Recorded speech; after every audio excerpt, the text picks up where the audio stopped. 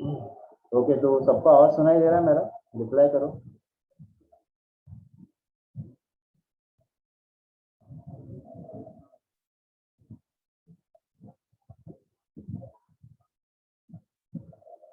Hello, आवाज सुनाई दे रहा है क्या सबको? ओके। अभी देखो, प्रीवियस क्लास में हम लोगों ने लास्ट का न्यूमेरिकल देखो, राइट है हम लोग का यहाँ तक, तो I1 I2 हम लोगों ने फाइंड आउट किया था। बाद में आई जो हम लोगों ने फाइंड आउट किया था ना, वो गलत किया था, राइट? उसके उसके वजह से हम लोग का आंसर गलत आ रहा था। तो ये आई हम लोग कैसे फाइंड आउट करेंगे? देखो, इक्वेशन 1 जो है हम लोगों ने डिराइव किया था, I is equal to 4I2 minus I1। तो यहाँ पे हम लोग, राइट, तो 5/3 इंटू I1। ओके, तो हम लोग को I2 क्या मिला था? 2/3 I1। ओके, तो हम लोगों ने सब्स्टिट्यूट किया, तो हम लोग ने आई यहाँ से अगर हम लोग ने फाइंड आउट किया तो वही मिलेगा हम लोग को, 5/3 इंटू I1। तो 5/3 इंटू I1, तो हम लोग को क्या मिल रहा था? 5/3 into I1 is nothing but 3/7। तो ये क्या मिल रहा है हम लोग को? 5/7 मिल रहा है। ठीक है, तो आई हम लोग को 5/7 मिल रहा है, और हम लोग को फाइंड आउट क्या करना है? That is equivalent resistance, that is total voltage 10 volt हम लोग ने लिया है, और total, right, total total right, total voltage upon total current. तो मैं पूरा ही लिखता हूँ, इसलिए हम लोग ने आई गलत लिखा था, तो ये V बाय आई। ओके, टोटल वोल्टेज जो है 10 वोल्ट है, और टोटल करंट हम लोग को कितना मिला? 5/7। और ये 7 ऊपर जाएगा तो मतलब 10/7 होगा, डिवाइड बाय 5। और ये 5 1 5, 5 2 7 1 7, 7 2 14 होता है। और इस तरीके से हम लोग को 14 ओम आंसर मिलता है, राइट? राइट था, क्योंकि लास्ट स्टेप में हम लोग ने आई गलत कैलकुलेट किया था, यहाँ पे मैंने मिस्टेकली 3/7 की जगह दूसरा वैल्यू पुट अप किया था, right? उसके वजह से हम लोग का आंसर गलत आ रहा था। बाकी प्रोसीजर तो राइट है हम लोग का। ओके, तो इस तरीके से हम लोग का, राइट, करंट इलेक्ट्रिसिटी भी हम लोग का मोस्टली जो है वो पूरा खत्म होता है, राइट? तो यहाँ पे इस पर्टिकुलर क्वेश्चन में हम लोग ने क्या किया था? देखो, तीन हम लोग को तीन तीन लूप हम लोग को मिलेंगे, right? First loop, second loop and third loop, right? तो तीनों लूप में हम लोग को किरचॉफ वोल्टेज लॉ अप्लाई करना है। तीन इक्वेशन मिलेंगे, राइट? उसको हम लोग को सॉल्व करके, साइमल्टेनियसली सॉल्व करके हम लोग को I1 I2 और I का वैल्यू मिलेगा, राइट? I1 I2 और I का वैल्यू, तो I का वैल्यू मिलने के बाद हम लोग को ये net current, total current, right, मिलेगा, टोटल वोल्टेज। तो टोटल करंट को टोटल, राइट, टोटल वोल्टेज को टोटल करंट से डिवाइड करोगे तो नेट इक्विवेलेंट रेजिस्टेंस हम लोग को पूरे सर्किट का मिल जाता है। इस तरीके से हम लोग ने इक्विवेलेंट सर्किट, इक्विवेलेंट जो है रेजिस्टेंस हम लोग ने फाइंड आउट किया। ओके, राइट,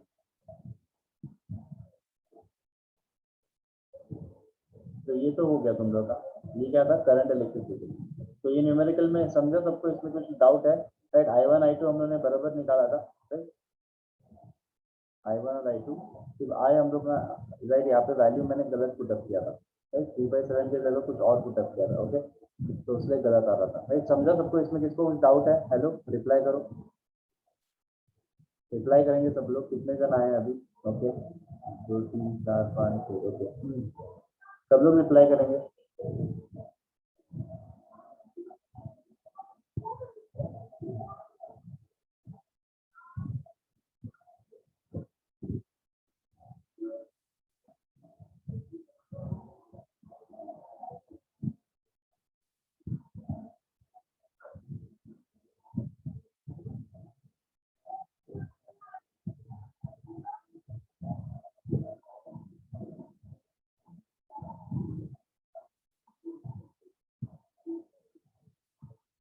ओके, तो देखो अभी हम लोग ये I1 I2 और I, राइट, ये तीनों हम लोग ने फाइंड आउट किया। तो अभी जो है हम लोग को एक नया चैप्टर स्टार्ट करना है, राइट? तो नया चैप्टर देखो, इसका ही कंटिन्यूएशन हम लोग करते हैं। तो इसके बाद जो है हम लोग जो चैप्टर स्टार्ट करेंगे, that is electrostatic, right? Electrostatic ये चैप्टर स्टार्ट करेंगे, इंपॉर्टेंट है ये चैप्टर। इसको न्यू पेज से हम लोग स्टार्ट करते हैं, इलेक्ट्रोस्टैटिक्स, राइट? ये चैप्टर हम लोग को स्टार्ट करेंगे। तो ये चैप्टर तुम लोग को देखो, 12 11th स्टैंडर्ड में भी था, राइट। तो 11th स्टैंडर्ड में कुछ बेसिक था, वो तुम लोग को पता रहना चाहिए इलेक्ट्रोस्टैटिक का, वो भी मैं इसमें ही बता दूंगा, राइट। तो उसका कुछ राइट वो भी इसमें ही कंप्लीट कर दूंगा, ये भी कुछ बेसिक तुम लोग को पता रहना चाहिए, ओके। इलेक्ट्रोस्टैटिक का वो मैं इसमें बता दूंगा, ओके। तो हम लोग स्टार्ट करते हैं ये चैप्टर। तो देखो इलेक्ट्रोस्टैटिक, तो इलेक्ट्रोस्टैटिक कैसे डिफाइन कैसे करते हैं, ब्रांच ऑफ फिजिक्स, इसको डिफाइन कैसे किया गया है, branch of physics that deals with the study of with the that deals with the study of charges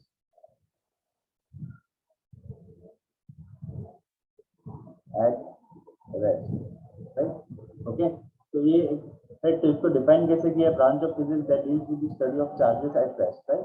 देखो जब चार्जेस रेस्ट पे होते हैं तो उनका बिहेवियर कैसे होता है, उसका प्रॉपर्टी क्या होता है, उसका इलेक्ट्रिक फील्ड कैसे होता है, राइट। वो इलेक्ट्रिक फील्ड कैसे बनाता है, राइट। स्टैटिक इलेक्ट्रिक फील्ड बनाता है तो कैसे बनाता है, राइट। तो सब चार्जेस पे फोर्स कैसे लगता है, वो सब हम लोग, राइट। चार्जेस एक दूसरे पे फोर्स कैसे लगाते हैं, वो सब हम लोग किसमें पढ़ते हैं, इलेक्ट्रोस्टैटिक में पढ़ते हैं। जब चार्जेस कैसे रहता है, रेस्ट में रहता है, राइट। मूविंग चार्जेस, जब चार्ज मूव होता है, मूविंग चार्जेस हम लोग किसमें पढ़ेंगे, magnetic effect of electric current, जो नेक्स्ट चैप्टर उसमें मूविंग चार्जेस हम लोग पढ़ते हैं, राइट। इसमें चार्ज का क्या होता है, मोशन होता है, राइट। अब इसमें चार्ज कैसे रहता है, रेस्ट में रहता है, study of charges at rest, right. इसमें चार्ज कैसे रहेगा, रेस्ट में रहेगा, ओके। कैसे रहेगा, रेस्ट में रहेगा, ओके। अभी चार्जेस का बात किया है तो हम लोग को पता है कि चार्जेस जो है, राइट, चार्जेस, राइट। तो चार्जेस का यूनिट क्या रहता है, यूनिट ऑफ चार्ज,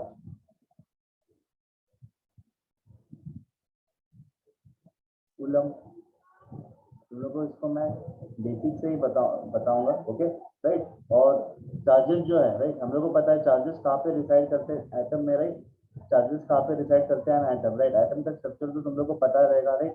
तो न्यूक्लियस रहता है, न्यूक्लियस में क्या रहता है, प्रोटॉन रहता है, और न्यूक्लियस के अराउंड क्या रिवॉल्व होता है, इलेक्ट्रॉन रिवॉल्व होता है। तो न्यूक्लियस के अंदर प्रोटॉन और न्यूट्रॉन दोनों रहता है, लेकिन न्यूट्रॉन कैसे रहता है, चार्ज, उसमें उसके पास कोई चार्ज नहीं रहता, लेकिन प्रोटॉन के पास चार्ज रहता है। तो एक प्रोटॉन के पास कितना चार्ज होता है, 1.67 into 10 raised to minus 19 coulomb, right. ये तो 1.66 भी बोल सकते हो। एक इलेक्ट्रॉन के पास कितना चार्ज होता है, उतना ही रहता है, 1.67 into 10 raised to minus 19 coulomb. This is the charge on single proton and single electron, right? This is the charge on single proton and single electron, okay? ये सिंगल प्रोटॉन और single electron के पास charge है, okay, right. और हम लोग को कुछ properties रहते हैं चार्ज के, वो तो तुम लोग को पता ही रहेगा, properties of charges,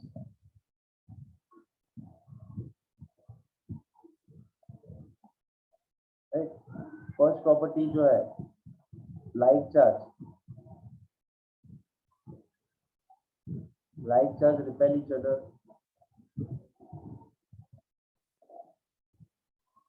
and unlike charge attract each other,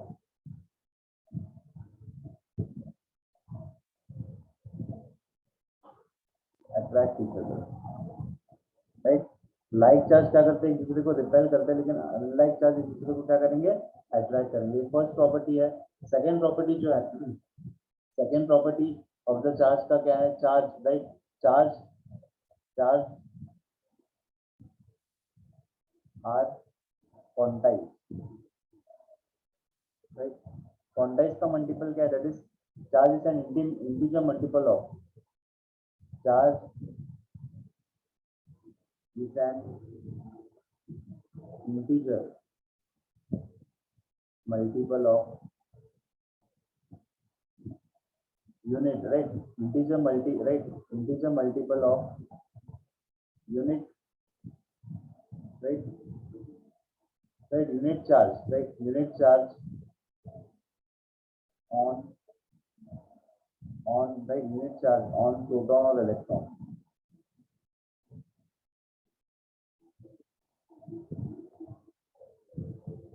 right. This is nothing but, right, इसको हम लोग कैसे बोल सकते हैं, Q is equal to N, right, plus minus N। अभी इसका मतलब क्या होता है, ध्यान से देखना।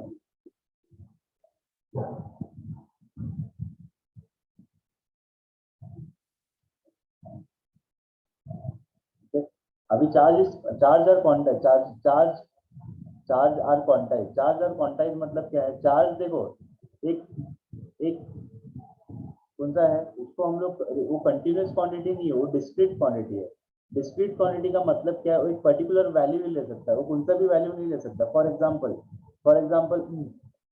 एग्जाम्पल अगर मैं राइट, अगर मैं बोलता हूँ मास, राइट, एक मास है तो मास का जो है, कोई भी मास है राइट, एक पर्टिकुलर मास है 100 केजी का, उसको तोड़ के मैं कितना भी मास में कन्वर्ट कर सकता हूँ, दैट इज 1 केजी से लेके 100 केजी तक, राइट। मतलब 1 केजी से लेके मतलब 1.5 2.5, मतलब वो कैसा है? कंटिन्यूस क्वांटिटी है। मास कैसा क्वांटिटी? कंटिन्यूस है। कौन सा भी उसको हम लोग कितना भी राइट माइन्यूटली तोड़ के राइट कितना भी मास चाहिए हम लोग को बना सकते हैं, राइट। लेकिन लेकिन ये डिस्क्रीट क्वांटिटी क्या होता है? डिस्क्रीट क्वांटिटी क्या होता है? मतलब जो क्वांटिटी एक पर्टिकुलर वैल्यू ही ले सकता है, राइट, और कोई वैल्यू नहीं ले सकता। फॉर एग्जांपल इसका मैं एग्जांपल देता हूँ। सपोज तुम लोग लिफ्ट में जा रहे हो, राइट, तो जब लिफ्ट में जा रहे हो, सपोज 10th फ्लोर का बिल्डिंग है, 10th फ्लोर का बिल्डिंग है, तो जब तुम लोग लिफ्ट में जाते हो, तो जब लिफ्ट जब ऊपर जाता है तो यू कैन राइट, तो कौन से फ्लोर पे जा सकते हो? एक तो फर्स्ट फ्लोर पे जा सकते हो, second, third, fourth, fifth, six, seven, eight, nine, 10, मतलब इसमें से तुम लोग को क्या करना होता है? सेलेक्ट करना होता है कोई भी एक, राइट। और तुम लोग के पास क्या कितना कितना सिलेक्शन रहता है? मतलब ये पर्टिकुलर वैल्यू ही ले सकते हैं ना, और कोई वैल्यू ले सकते हैं क्या? मतलब ये 10 ही वैल्यू ले सकते हो, और कोई वैल्यू ले सकते हो क्या? फॉर एग्जांपल तुम लोग 2.5 ले सकते हो क्या? 3.5 ले सकते हो क्या? नहीं, मतलब वो कौन सा क्वांटिटी है? मतलब लिफ्ट में, मतलब जो नंबरिंग सिस्टम है वो कौन सा क्वांटिटी? डिस्क्रीट क्वांटिटी है। मतलब एक पर्टिकुलर वैल्यू भी ले सकता है और उसके बीच का कोई वैल्यू नहीं ले सकता है, तब उसको हम लोग क्या बोलते हैं? Discrete quantity. लेकिन डिस्क्रीट क्वांटिटी वैसे ही चार्ज कौन सा क्वांटिटी है? चार्ज एक डिस्क्रीट क्वांटिटी है, पर्टिकुलर वैल्यू भी ले सकता है, राइट। डिस्क्रीट, इसको क्या बोलते हैं? Discrete quantity. क्वांटाइज का मतलब क्या? Discrete, right. फॉर एग्जांपल मतलब charge is an integer multiple of unit charge on electron, right. ये यूनिट चार्ज है, मतलब ये electron into proton, plus minus E, मतलब क्या इसमें एन क्या है? N is nothing but number of, right, number of, right. ये क्या है? Number of, right, number of electron, right, number of electron और प्रोटॉन, ओके ओके। ऊपर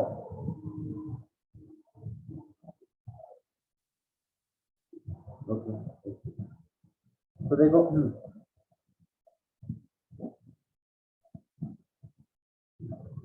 तो देखो, राइट, तो ये नंबर ऑफ इलेक्ट्रॉन और प्रोटॉन है, राइट, और एन ई क्या है? ये charge on, right, unit charge on, right, charge on proton और इलेक्ट्रॉन। इसको हम लोग ई से डिनोट करते हैं, क्योंकि ये प्लस भी हो सकता है, माइनस भी हो सकता है। प्रोटॉन है तो प्लस, इलेक्ट्रॉन है तो माइनस। अभी ध्यान से सुनो।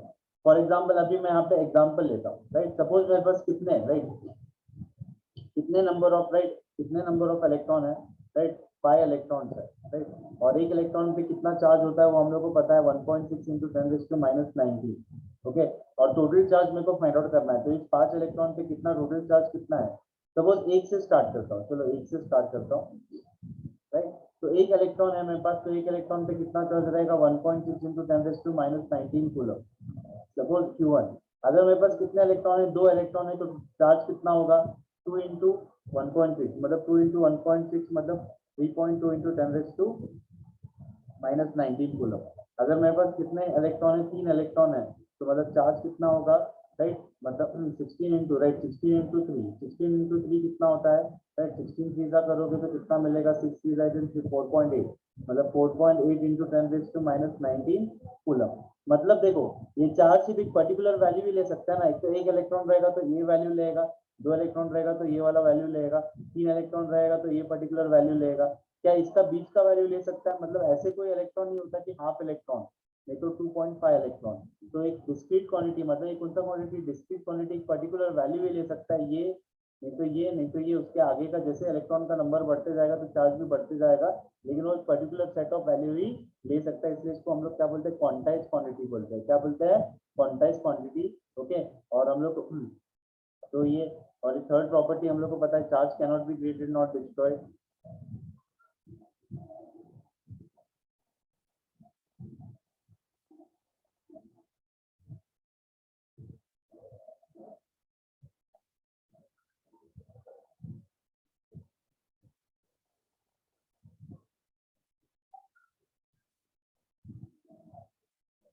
Charge cannot be created nor destroyed. The total amount of charge.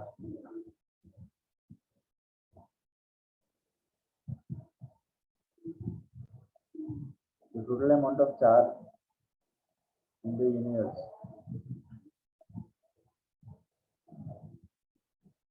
right remains constant. Right? Charge को हम लोग क्या एनर्जी है मतलब उसको ना क्रिएट कर सकते ना डिस्ट्रॉय कर सकते total amount of the charge in unit remain constant right ये थर्ड प्रॉपर्टी है फोर्थ प्रॉपर्टी जो है चार्ज इज ट्रांसफरेबल राइट हम लोग राइट क्रिएट तो नहीं कर सकते लेकिन ट्रांसफर तो कर सकते हैं चार्ज को ट्रांसफर कर सकते हैं from one body to charge can be transfer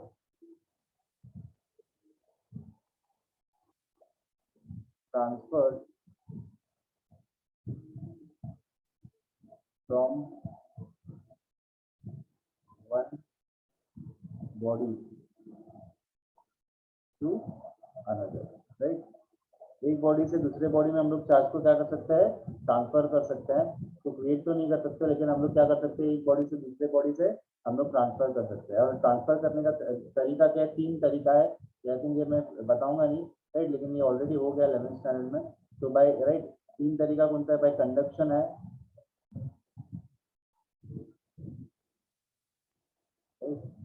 तो चार्जिंग बाय कंडक्शन होता है देखो मैं पूरा लिखता हूँ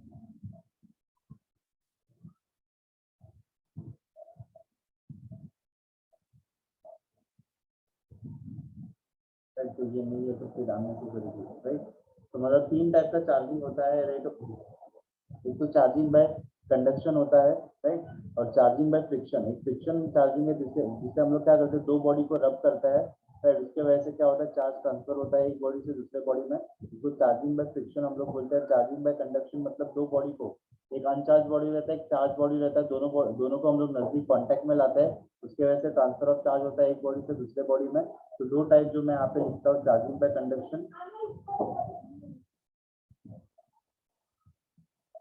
charging by conduction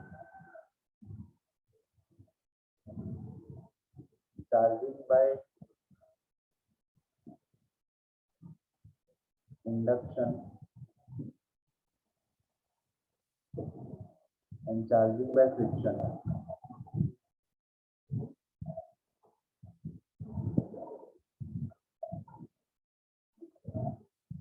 Okay, charging by friction. Okay, right? Okay, और charge magnitude of charge is independent of right. तो magnitude of charge का जो magnitude होता है magnitude of charge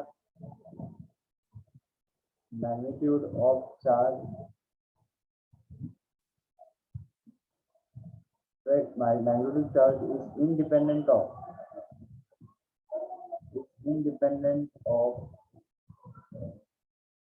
frame of reference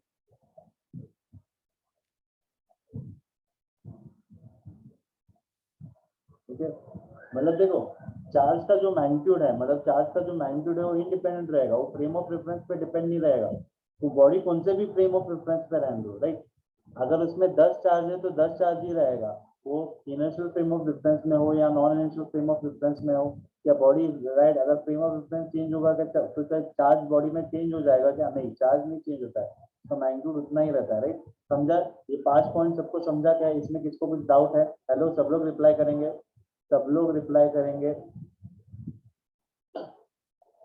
ठीक है रिप्लाई करो समझा इसमें किसको कुछ डाउट है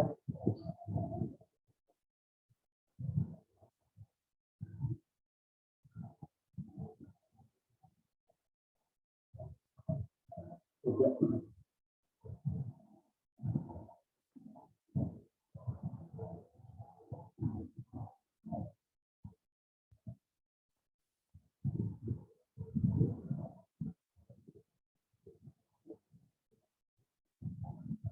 ओके चलेगा तो देखो अभी हम लोग जो है इसमें मेन इंपॉर्टेंट जो स्टार्ट होता है चैप्टर स्टार्ट होता है by Coulomb's law right Coulomb's law तुम लोग को पता रहेगा ये कूलम्स लॉ क्या होता है राइट मैं शॉर्ट में सब बता रहा हूँ क्योंकि ये थोड़ा यूजफुल है क्योंकि लगेगा थोड़ा इसलिए मैं थोड़ा बेसिक भी कवर कर रहा हूँ राइट तो ये कूलम्ब्स लॉ क्या होता है? फर्स्ट लॉ जो है कूलम्ब्स लॉ से स्टार्ट होता है तुम लोग का ये चैप्टर। तो और Coulomb's law says that if two charges are separated by finite distance, अगर दो चार्जेस को मैंने फाइनाइट डिस्टेंस से सेपरेट किया, फॉर एग्जांपल चलो प्लस क्यू, राइट, यहाँ पे भी प्लस, ओके, प्लस क्यू चलो इसको Q1 ले लो और इसको Q2 ले लो तो अच्छा रहेगा।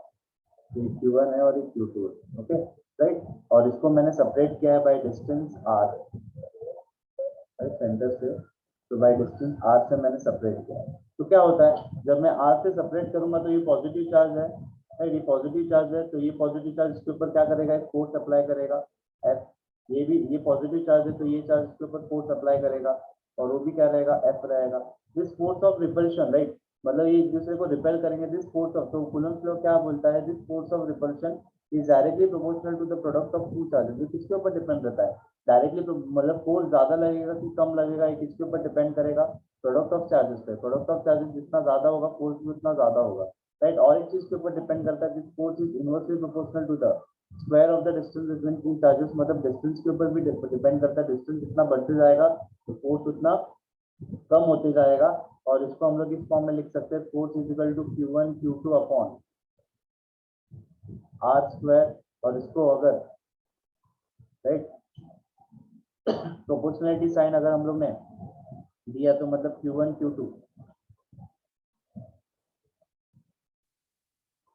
Q2 upon R square, where K is nothing but constant. यहाँ पे जो K होता है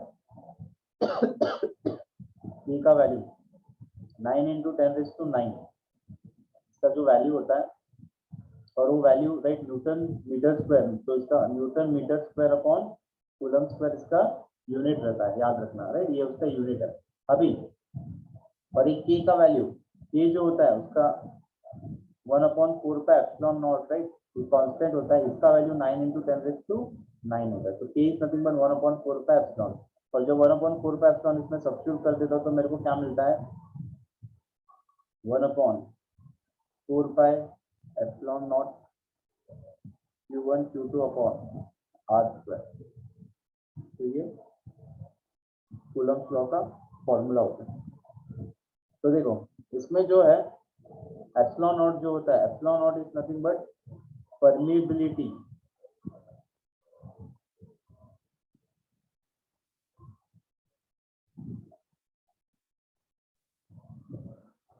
इन फ्री स्पेस, राइट। अभी परमीबिलिटी इन फ्री स्पेस इसका भी वैल्यू होता है, that is 8.85 into 10⁻², right, coulomb square upon newton metre square, याद रखना, राइट। तो ये भी, राइट, इसका भी यूनिट तुम लोग को याद रखना है, राइट। अभी ये फोर्स होता है, राइट, अभी epsilon, right, permeability in free space और वैक्यूम भी बोल सकते हैं उसको, राइट। अभी अभी ये जो परमिबिलिटी इन फ्री स्पेस होता है, राइट, तो ये जो है अभी अभी हम लोग देते हैं effect of medium, right, effect of, और एक चीज इसमें हम लोग को पता रहना चाहिए, that is effect of medium on force,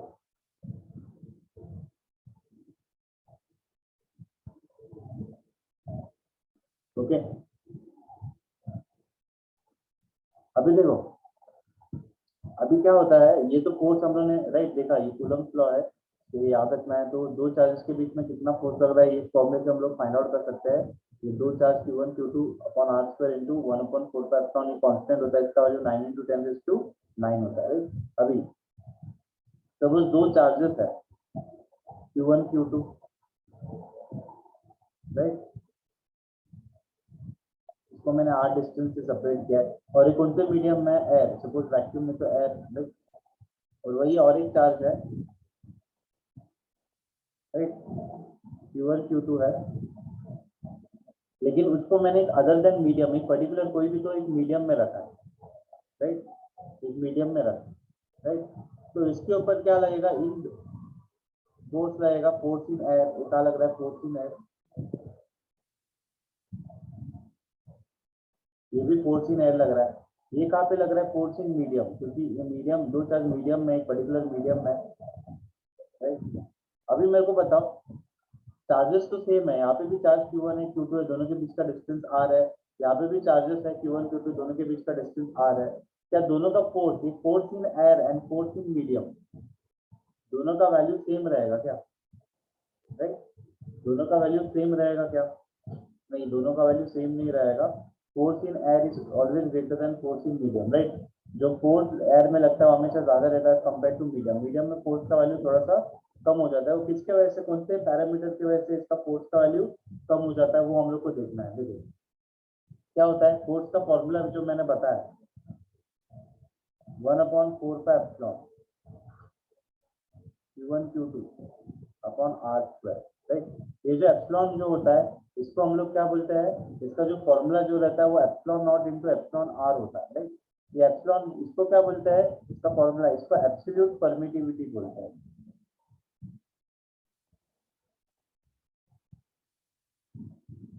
right. और ये तो मैंने बताया था परमिटिविटी इन फ्री स्पेस।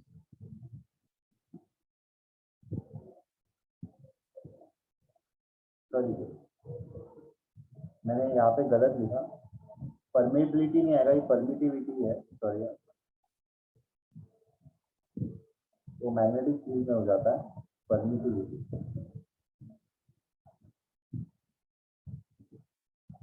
ओके ओके, तो परमिटिविटी इन, राइट, फ्री स्पेस, ये तो मैंने लिखा, तो और वैक्यूम भी बोल सकते हो। ये इसको क्या बोलते हैं, रिलेटिव परमिटिविटी,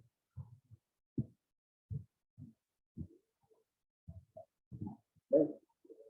तो मतलब देखो, किसी भी मीडियम का मेरे को टोटल एब्सोल्यूट मतलब टोटल परमिटिविटी निकालना है तो ये फॉर्मूला मेरे को यूज करना पड़ता है, राइट। किसी भी मीडियम का टोटल परमिट, अभी इस मीडियम का टोटल परमिटिविटी मेरे को फाइंड आउट करना है तो ये फॉर्मूला यूज करना पड़ेगा। तो ये टोटल परमिटिविटी जो होता है वो वही डिफरेंस क्रिएट करता है मीडियम में और फ्री स्पेस में। क्या होता है कि इसका जो वैल्यू होता है, मतलब ये फ्री स्पेस में अगर हम लोगों ने लिया और ये मीडियम में लिया, तो फ्री स्पेस में क्या होता है, फ्री स्पेस में रिलेटिव परमिटिविटी का वैल्यू 1 होता है और मीडियम में रिलेटिव परमिटिविटी का वैल्यू ग्रेटर देन 1 होता है। उसके वजह से क्या होता है, ये फोर्स इन एयर, मतलब फ्री स्पेस मतलब एयरी, राइट। तो उसका फॉर्मूला मेरे को क्या मिलता है, 1/4 epsilon not into epsilon R Q1 Q2। तो एक सेकेंड ना, मैं ले लेता हूँ, ठंडा हो जाएगा।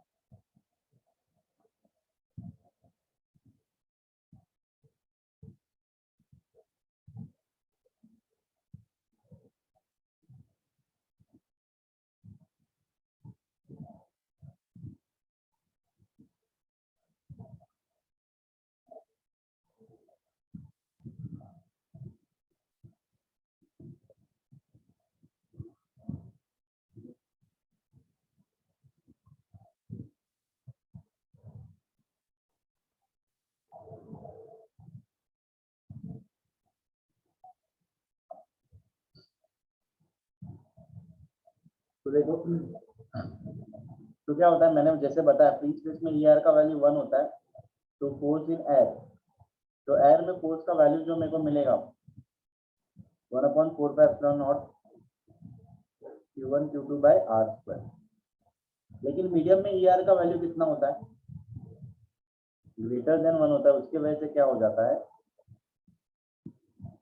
अभी इस ER को हम लोग निगलेक्ट नहीं कर सकते, 1 नहीं कर सकते, तो क्या होता है, तो डिनोमिनेटर में क्या हो जाता है, यहाँ पे तो 1 हो गया ER का वैल्यू, लेकिन यहाँ पे है, इसके वजह से डिनोमिनेटर का टर्म बड़ा हो जाता है, डिनोमिनेटर इंक्रीज हो जाता है, उसके वजह से ये, राइट, ये वाला टर्म जो है डिक्रीज हो जाता है। इसलिए फोर्स इन मीडियम में, राइट, ये ER के वजह से क्या होता है, फोर्स इन मीडियम में, राइट, फोर्स का वैल्यू थोड़ा सा कम हो जाता है, इसलिए force in air will be greater than force in medium. और ER इज नथिंग बट, उसको हम लोग क्या बोलते हैं, रिलेटिव परमिटिविटी बोलते हैं। क्या बोलेंगे, रिलेटिव परमिटिविटी बोलते हैं। समझे यहाँ पे सबको, ER का कंसेप्ट समझा। ER जो है मीडियम में यूज होगा, उसका वैल्यू ग्रेटर देन 1 होगा। उसका वैल्यू क्या रहेगा, मीडियम में उसका वैल्यू हमेशा ग्रेटर देन 1 होगा, राइट। और फ्री स्पेस में या रिलेटिव परमिटिविटी का वैल्यू कितना होता है, 1 होता है, राइट। ये समझा, इसमें किसको कुछ डाउट है, सब लोग रिप्लाई करेंगे।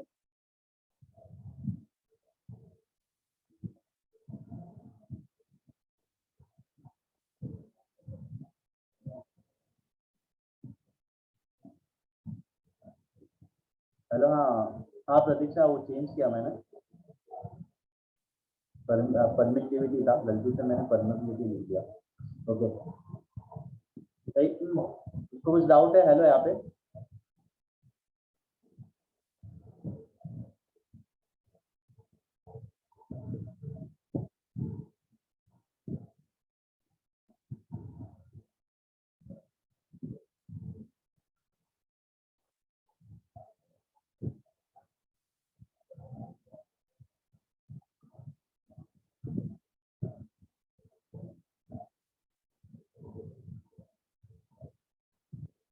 हेलो रिप्लाई करो,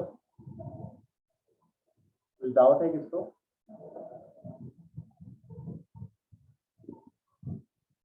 एयर में फोर्स हमेशा राइट ज्यादा रहेगा एज कम्पेयर टू मीडियम, ठीक है।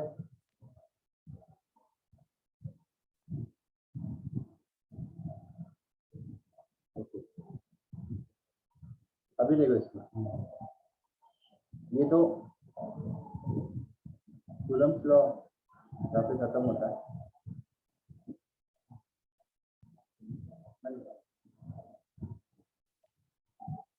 अभी electric field right, electric field के बारे में थोड़ा तुम्हें पता रहना चाहिए।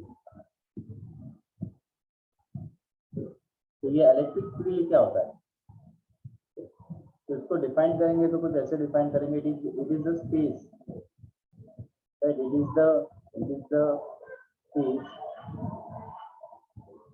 Around an electric charge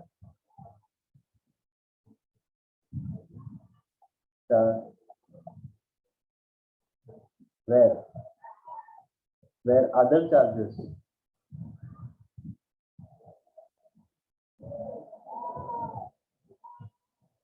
experiences a force।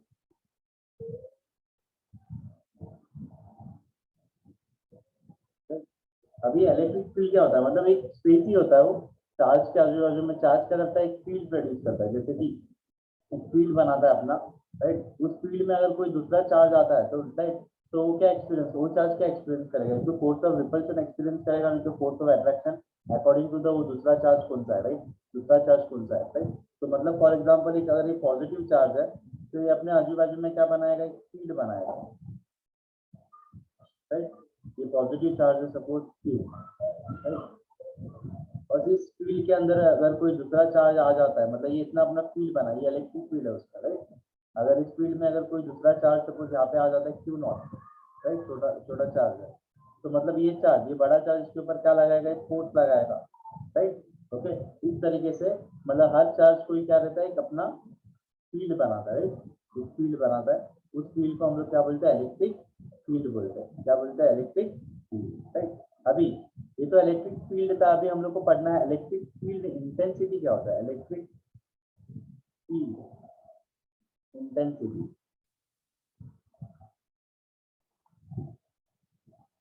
इसको हम लोग ई से नोट करते हैं।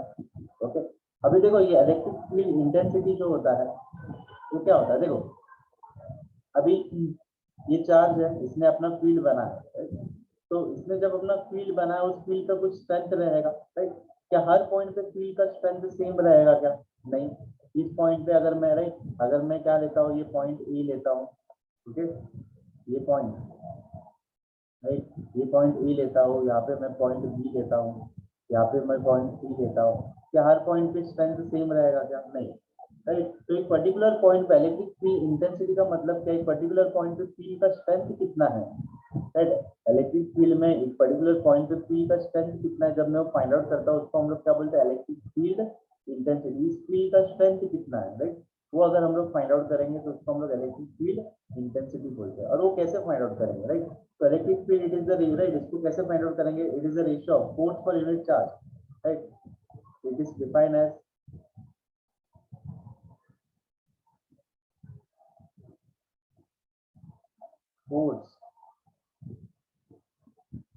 force acting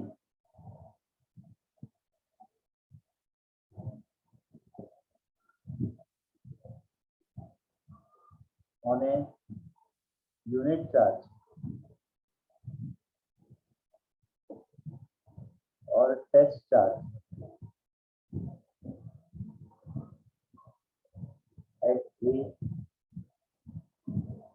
at a point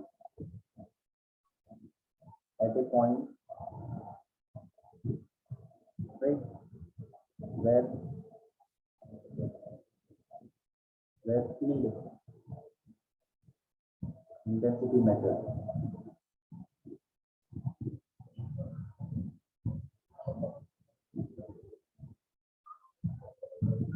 ठीक है राइट। तो मतलब अभी देखो इलेक्ट्रिक फील्ड इंटेंसिटी एक पर्टिकुलर पॉइंट पे हम लोग कैसे फाइंड आउट करेंगे, कैसे फाइंड आउट करेंगे, तो हम लोग क्या बोल रहे हैं, अगर किसी भी पॉइंट पे तुम्हें electric field intensity find out करना है तो कुछ नहीं करना है, उस पॉइंट पे तुम्हें क्या लेके जाना है, टेस्ट चार्ज लेके जाना होता है राइट। ये टेस्ट चार्ज क्या होता है, टेस्ट चार्ज जो होता है तो इस फील्ड के मुकाबले राइट, मतलब इस चार्ज के मुकाबले जो फील्ड क्रिएट कर रहा है उसके मुकाबले इस टेस्ट चार्ज का magnitude should be very small, बहुत छोटा होना चाहिए इसका मैग्नीट्यूड राइट, बहुत ही छोटा मैग्नीट्यूड होना चाहिए as compare to the main charge जो फील्ड क्रिएट कर रहा है उस चार्ज के राइट कंपैरेटिवली इसका मैग्नीट्यूड कम रहना चाहिए। तो क्या होता है जब इस टेस्ट चार्ज को पॉइंट ए पे मेरे को इंटेंसिटी फाइंड आउट करना है तो इस पॉइंट ए पे मैं क्या लिखूंगा, एक टेस्ट चार्ज को लेके जाऊंगा जिसका मैग्नीट्यूड बहुत ही कम रहेगा क्यू नॉट।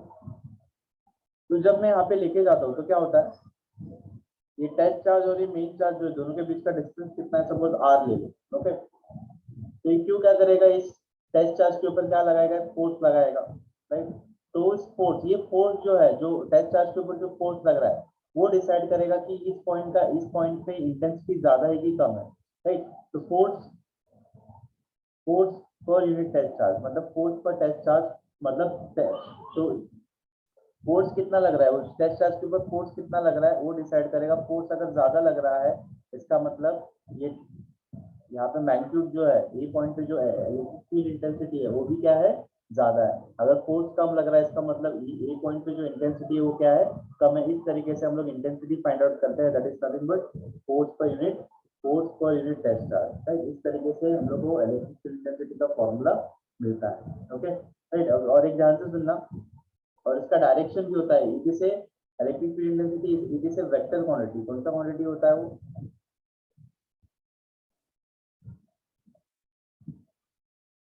वेक्टर क्वांटिटी होता है। It is always directed in the direction of right. और इसका डायरेक्शन क्या रहता है, इलेक्ट्रिक फील्ड इंटेंसिटी का डायरेक्शन कौन सा, जो फोर्स का डायरेक्शन होता है वही इलेक्ट्रिक फील्ड इंटेंसिटी का डायरेक्शन होता है। It is directed in the direction of force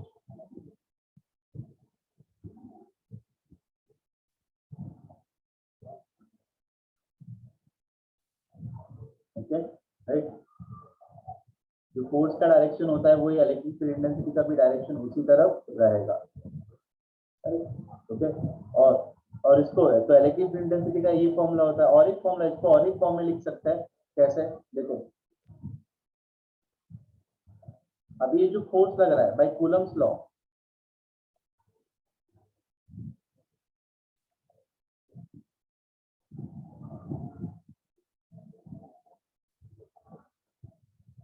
by Coulomb's law ये दो चार्जेस है एक दूसरे पे फोर्स लगा रहे हैं, तो ये कितना फोर्स लग रहा है हम लोग फाइंड आउट कर सकते हैं बाय कूलम्स लॉ। एफ कैसे फाइंड आउट कर सकते हैं, दो चार्ज है मतलब एक क्यू है दूसरा क्या है क्यू नॉट है अपॉन 4πε और दोनों के बीच का डिस्टेंस आर है तो आर स्क्वायर आएगा। ये फॉर्मूला हमने कूलम्स लॉ अभी देखा था राइट। और इसको हम लोग इक्वेशन 2 सब्स्टिट्यूट करेंगे। अब ये फोर्स का वैल्यू इसमें सब्स्टिट्यूट करूंगा, सब्स्टिट्यूटिंग 2 in 1 राइट। तो देखो सब्स्टिट्यूटिंग 2 in 1 और जब 2 को मैं 1 में सब्स्टिट्यूट करता हूँ तो मेरे को ये का राइट ये क्या मिलता है, फोर्स क्या है Q naught upon 4πε0 R square into, और यहाँ पे डिवाइड में क्या है क्यू नॉट है तो क्यू नॉट कैंसिल हो जाता है और मेरे को ये का और एक फॉर्मूला मिलता है that is Q upon 4πε0 R square. और इसको हम लोग क्या बोलते हैं, electric field intensity right. Electric field intensity due to a single charge at distance R, मतलब एक सिंगल चार्ज के वजह से किसी भी डिस्टेंस आर पे कितना फील्ड प्रोड्यूस हो रहा है, कितना इंटेंसिटी है राइट। तो चार्ज का इंटेंसिटी कितना है, आर डिस्टेंस पे हम लोग इस फॉर्मूले से हम लोग फाइंड आउट कर सकते हैं। तो electric field intensity due single charge, electric field intensity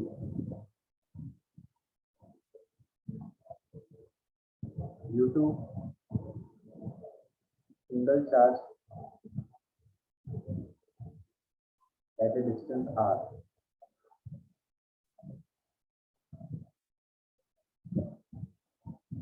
right. तो ये फॉर्मूला भी तुम लोग को याद रखना है। फॉर एग्जांपल यहाँ पे एक चार्ज है Q और इस r डिस्टेंस पे पॉइंट P पे कितना इंटेंसिटी है चार्ज का, राइट। मतलब इलेक्ट्रिक फील्ड का इंटेंसिटी कितना है मेरे को फाइंड आउट करना है। तो फॉर्मूला क्या होगा, Q upon 4πε0 r square, right. तो इस तरीके से हम लोग इस फॉर्मूले से फाइंड आउट कर सकते हैं, राइट। ओके, तो ये समझा सबको? इसमें किसको कुछ डाउट है? सब लोग रिप्लाई करेंगे,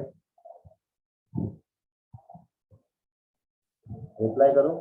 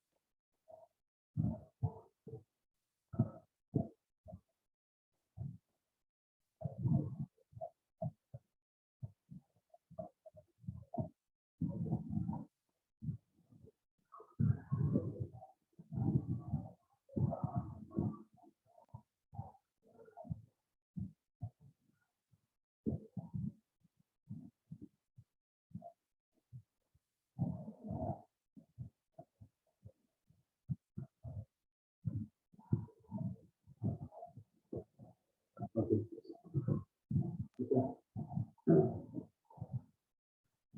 तो देखो, अभी हम लोग को जो है गॉस थ्योरम जो है, पहले उससे पहले हम लोग इलेक्ट्रिक फ्लक्स क्या होता है वो देखेंगे।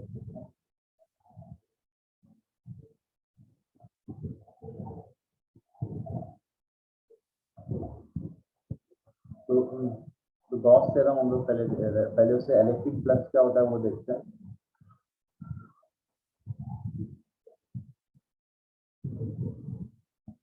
हम लोग फाई से डिनोट करते हैं, राइट। ओके, तो linkage of electric lines of force, linkage of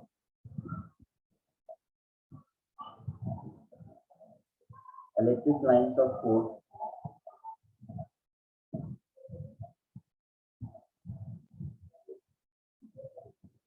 linkage of electric lines of force through an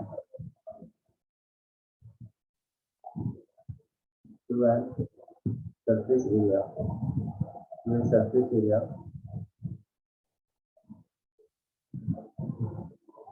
through a surface area. Linkage of electric lines of force through a surface area is called electric flux. Okay, right. तो अब इसका मतलब क्या होता है, देखो, तो मतलब देखो, एक पर्टिकुलर एक सरफेस है, राइट। इस सरफेस से क्या हो रहा है, इलेक्ट्रिक फील्ड लाइन लिंक हो रहा है, राइट। तो इलेक्ट्रिक फील्ड लाइन का एक चीज पता रहना चाहिए, electric field line always start from positive charge, right.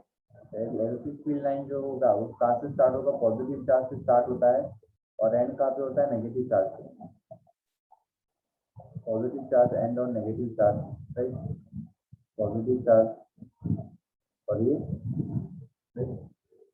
Negative charge, okay. तो इलेक्ट्रिक फील्ड है, ये इलेक्ट्रिक फील्ड है, ओके। और एक सरफेस एरिया, ये सरफेस एरिया है,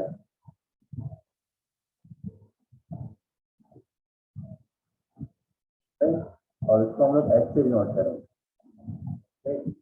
तो सरफेस एरिया का भी क्या होता है, डायरेक्शन होता है, डायरेक्शन ऑफ सरफेस एरिया। ये सरफेस एरिया है, तो डायरेक्शन ऑफ सरफेस एरिया क्या होता है, सरफेस एरिया इज ऑलवेज, इसका direction always perpendicular to the surface, right. जो सरफेस एरिया का डायरेक्शन उस सरफेस से कैसे रहता है, परपेंडिकुलर रहता है, तो ये सरफेस एरिया का डायरेक्शन होता है, ठीक। ओके, तो मतलब लिंकेज, मतलब फ्लक्स मतलब क्या होता है? फ्लक्स मतलब बेसिकली इलेक्ट्रिक फील्ड लाइन जो भी है कितना लिंक हो रहा है सर, इस पर्टिकुलर सर्फेस एरिया से इलेक्ट्रिक फील्ड लाइन कितना लिंक हो रहा है, जब वो हम लोग फाइंड आउट करते हैं उसको हम लोग क्या बोलते हैं? Electric flux. और वो फाइंड आउट करने का फॉर्मूला है that is electric flux is equal to what? Electric flux is equal to E electric field multiply by S dot product of surface area, right? Okay, इस form में। और इसको scalar form में लिखेंगे तो इसको हम लोग राइट इसको ऐसे भी लिख सकते हैं that is E S cos theta, right? और इसको हम लोग क्या लिख सकते हैं, मतलब कितना फ्लक्स लिंक हो रहा है एक पर्टिकुलर सरफेस एरिया से इलेक्ट्रिक फील्ड लाइन, हम लोग इस फॉर्मूले से फाइंड आउट कर सकते हैं, राइट? और ये जो यहाँ पे थीटा जो होता है, theta is the angle between, theta is the angle between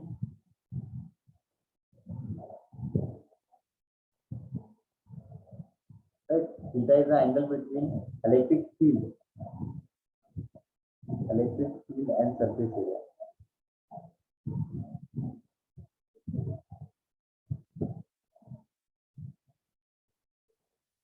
Okay, right? तो इस केस में देखोगे तो फर्स्ट केस अगर देखोगे यहाँ पे देखोगे तो यहाँ पे देखो थीटा कितना है, इलेक्ट्रिक फील्ड और सरफेस एरिया दोनों एक ही डायरेक्शन में है, तो दोनों के बीच का एंगल कितना होगा? मतलब जीरो, मतलब सेम डायरेक्शन में है ना, मतलब यहाँ पे मेरे को कितना मिलेगा? Theta, theta is equal to zero. जब थीटा जीरो होता है, जब थीटा जीरो होता है तो मेरे को मैक्सिमम फ्लक्स मिलता है, और वो मैक्सिमम फ्लक्स कितना मिलेगा? दैट इज ई एस, क्योंकि कॉस जीरो कितना होता है? 1। और ये मैक्सिमम फ्लक्स कब मिलेगा, मतलब मैक्सिमम फ्लक्स कब लिंक होगा किसी भी सरफेस से? मैक्सिमम फ्लक्स कब लिंक होगा? जब ई और ई एस इलेक्ट्रिक फील्ड और सरफेस एरिया के बीच का एंगल कितना रहेगा? जीरो रहेगा, तब मैक्सिमम फ्लक्स लिंक होता है, याद रखना सरफेस से। लेकिन अगर थीटा इज इक्वल टू अगर 90 डिग्री है, 90 डिग्री का मतलब क्या है? सपोज एक सरफेस एरिया है ये, और इस सरफेस एरिया का direction always perpendicular to the surface होता है एस, ओके? और ये इलेक्ट्रिक फील्ड है, तो इलेक्ट्रिक फील्ड लाइन जो है वो ऐसे कुछ जा रहा है, ऐसे ट्रैवल हो रहा है। लेकिन ये इलेक्ट्रिक फील्ड लाइन जब ऐसे जाएगा तो ये तो इस सरफेस से कुछ भी लिंक नहीं होगा, लिंकेज तो होगा नहीं। और यहाँ पे देखो ई और एस के बीच का एंगल कितना है? 90 डिग्री। जब ऐसे जाएगा ई और एस के बीच का एंगल 90 डिग्री, और जब ऐसे जब इलेक्ट्रिक फील्ड लाइन बनते हैं इन दोनों के बीच का एंगल 90 डिग्री होता है, तब मेरे को फ्लक्स मिनिमम होता है, वो कितना होता है? जीरो, क्योंकि कॉस कॉस 90 कितना होता है? जीरो होता है। और मेरे को फ्लक्स कितना मिलता है? कोई भी फ्लक्स, क्योंकि इस केस में तो लिंकेज होगा ही नहीं, इस सरफेस से कोई भी फ्लक्स लिंक नहीं होता है, इसलिए मेरे को लिंकेज कितना मिलता है? फ्लक्स कितना मिलता है? जीरो मिलता है। कितना मिलता है? जीरो मिलता है, राइट? समझा? ये वाला पार्ट सबको समझा? इसमें किसको कुछ डाउट है? ओके, इसमें किसको कुछ डाउट है? ठीक है। और कभी कभी एंगल भी बनाता है, देखो एंगल कैसे बनाता है, देखिए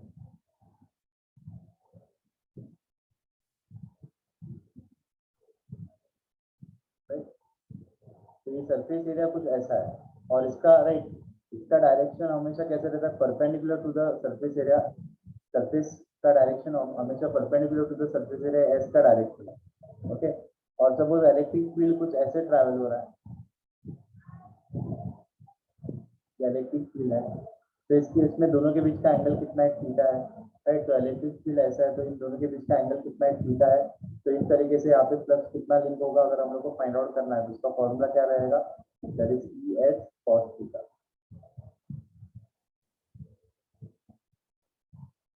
ठीक है? E S cos theta, right? तो यहाँ तक समझ में आया सबको? इसमें किसको कुछ डाउट है? सब लोग रिप्लाई करेंगे।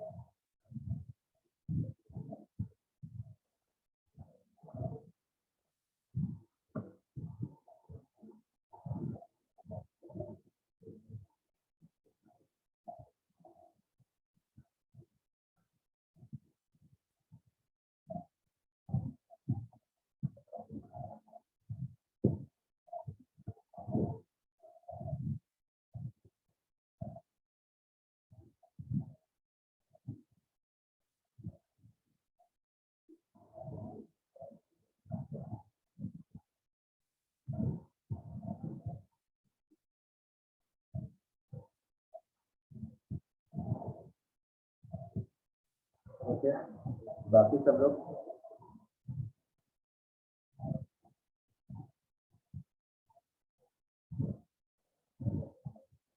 किसको कुछ डाउट है? हेलो, सब लोग रिप्लाई नहीं कर, सब लोग ने रिप्लाई नहीं किया।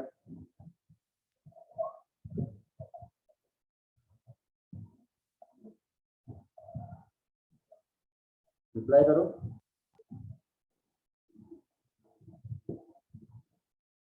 ओके,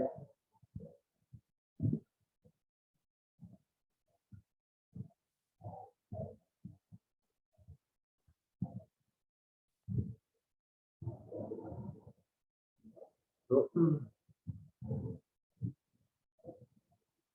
राइट, तो देखो अभी हम लोग तो हम लोग ने इलेक्ट्रिक फ्लक्स के बारे में देखा। नेक्स्ट जो है राइट, जो जहाँ से तुम लोग का टॉपिक स्टार्ट होता है अभी सेकंड से 12th में, वो गॉस थ्योरम से।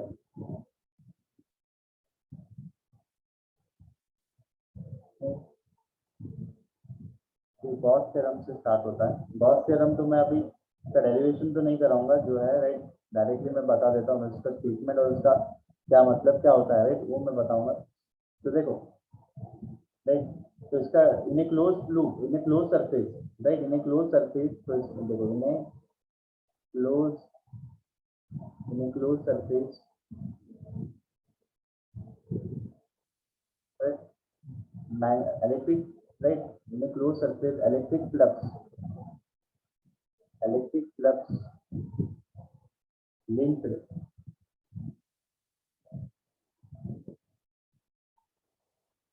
right, linked on a closed surface, right,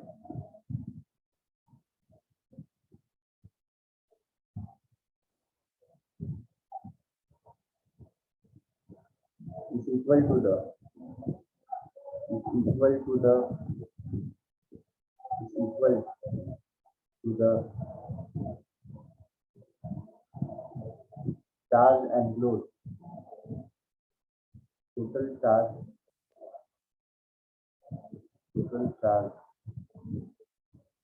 enclosed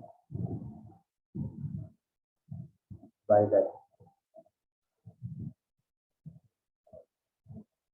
closed surface। Okay, अभी देखो, अभी इसका मतलब समझो। देखो इसमें क्या बोला, इन क्लोज सरफेस, राइट, तो मतलब देखो ये जो है इस टाइप का सरफेस जो होता है ना, अभी जो मैंने ड्रॉ किया था वो सिंगल सरफेस है, राइट, इसको ओपन सरफेस बोलते हैं, राइट, ये ओपन सरफेस है। क्लोज सरफेस मतलब कैसे रहेगा, एक स्फीयर है, स्फीयर एक राइट क्लोज है, बाद में क्यूब है, राइट क्यूब है, बाद में देखो ये सब सिलेंडर है, वो सब कौन से सरफेस है, क्लोज सरफेस है, ये सब कौन से सरफेस है, क्लोज सरफेस है। सपोज मैंने क्लोज सरफेस लिया हियर,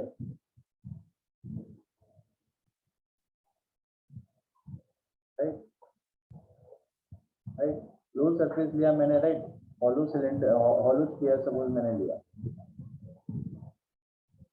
ओके, ओके, और इसके अंदर देखो Q1 Q2 Q3 Q4 ऐसे ही चार्जेस थे, right, Q5 dot dot dot, right. तो देखो इस चार्जेस के वजह से क्या होगा, राइट, ये इलेक्ट्रिक फील्ड, इस चार्ज में इलेक्ट्रिक फील्ड, राइट, इसके वजह से क्या होगा, फ्लक्स, इस सरफेस पे क्या होगा, कुछ फ्लक्स लिंक होगा,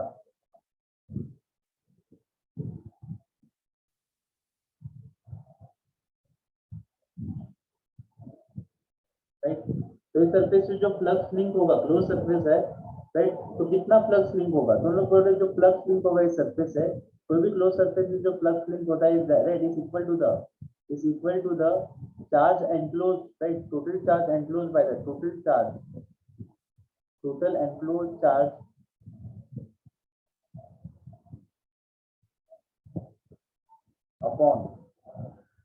upon epsilon naught,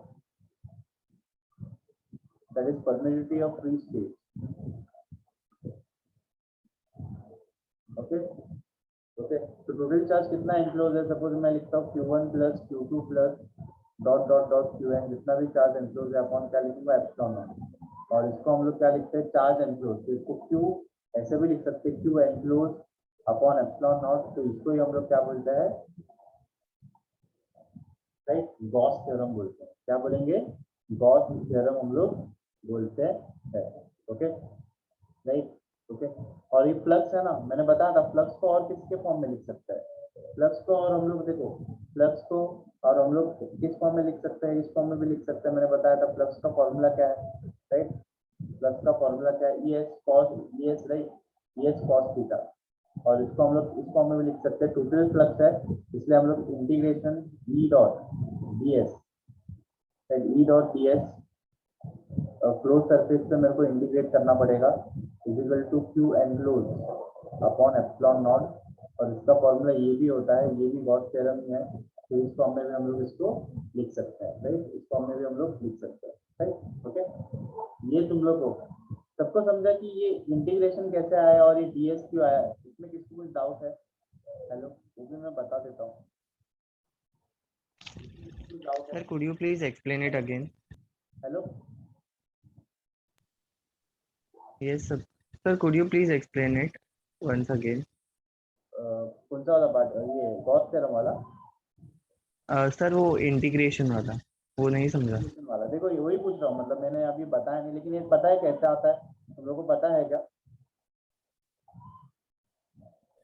no sir. Okay तो देखो अभी ये क्लोज सरफेस है ना, देखो क्या होता है,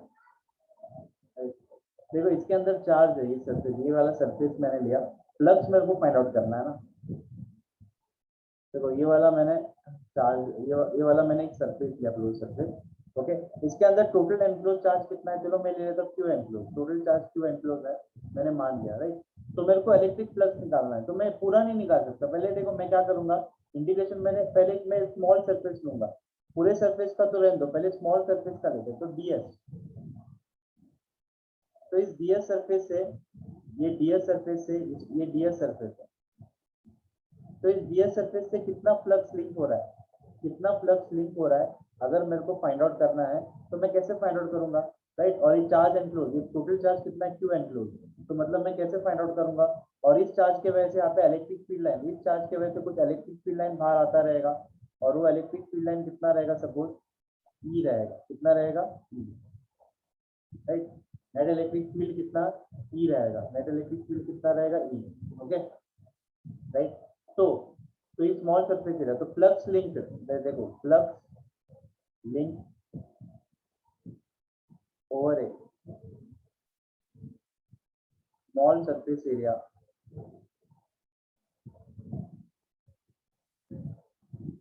इज गिवन बाय, तो स्मॉल सरफेस एरिया से कितना फ्लक्स लिंक हो रहा है, तो सरफेस एरिया स्मॉल इसलिए मैं डी फाई लिखता हूँ, और फ्लक्स का फॉर्मूला हम लोग को पता है क्या होता है, ई, राइट, ई डॉट, और सरफेस एरिया छोटा है मतलब डीएस है, ओके राइट, ये डीएस है, राइट। ये स्मॉल सरफेस एरिया के लिए, अगर पूरे सरफेस एरिया का मेरे को फ्लक्स फाइंड आउट करना है तो मेरे को क्या करना पड़ेगा, इंटीग्रेट करना पड़ेगा। तो to find the total flux, to find the total flux, तो मुझे क्या करना पड़ेगा, इसको ही इंटीग्रेट करना पड़ेगा, डी फाइव ई डॉट डी एस। तो जब मैं डी फाइव का इंटीग्रेशन क्या होता है, फाई होता है, और तो टोटल फ्लक्स का मेरे को फॉर्मूला क्या मिलेगा, और ये मैंने एक क्लोज सरफेस, मतलब मैं इंटीग्रेट क्या पे किया, मैंने इंटीग्रेट किया around the close surface, right. इसलिए यहाँ पे क्या आएगा, ये साइन मतलब कौन सा, ये सरफेस जो जिस सरफेस पे मैं इंटीग्रेट करता हूँ वो कौन सा सरफेस है, क्लोज सरफेस है, इसलिए यहाँ पे ये साइन आता है, और कुछ नहीं, वो इंटीग्रेशन ही है यहाँ पे, सिर्फ इसका मतलब क्या होता है, क्लोज सरफेस होता है। किस सरफेस पे मैंने इंटीग्रेट किया, एक क्लोज सरफेस पे मैंने इंटीग्रेट किया, समझा सबको। ये प्लस कैसे आया, मतलब ये फाई का फॉर्मूला, ये इंटीग्रेशन क्यों आया, इसमें कुछ डाउट है? सब लोग रिप्लाई करेंगे, हेलो, समझा सबको? किसने पूछा, श्रेल, श्रेल ने पूछा था ना, हेलो। Yes sir. समझा ना, मतलब हाँ सर समझा। तो देखो, तो ये गॉस थ्योरम, और याद रखो ये दो सरफेस पे हम लोग अप्लाई करते हैं, अगर सरफेस क्लोज नहीं रहेगा तो हम लोग उस पर अप्लाई, राइट, नहीं कर सकते, तो ये क्लोज सरफेस पे अप्लाई होता है। ओके, गॉस थ्योरम, फिर गॉस थ्योरम तुम लोग को याद रखना है। Okay, indication of E dot ds is equal to charge enclose right epsilon naught. Okay right, तो अभी हम लोग एक डेरिवेशन करेंगे, इंपॉर्टेंट डेरिवेशन है तुम लोगों को एग्जाम पॉइंट ऑफ व्यू से। देख, तो देखो कौन सा डेरिवेशन हम लोग करने वाले, तो देखो, तो derive an expression for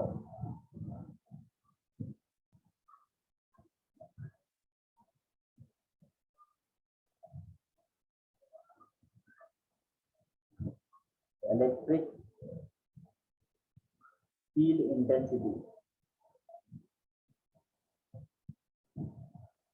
derive an expression for electric field intensity due to a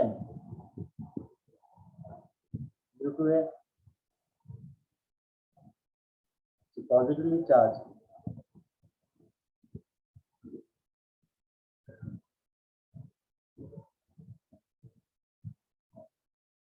spherical conductor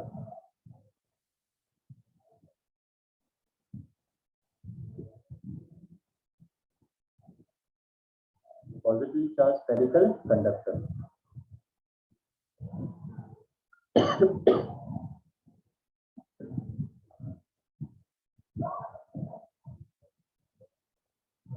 okay, तो देखो, तो हम लोग को इसमें क्या प्रूव करना है पहले वो देखो।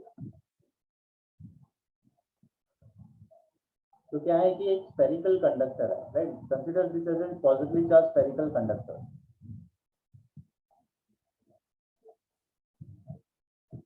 तो ये पॉजिटिवली चार्ज है, स्फेरिकल कंडक्टर है, पॉजिटिवली चार्ज है।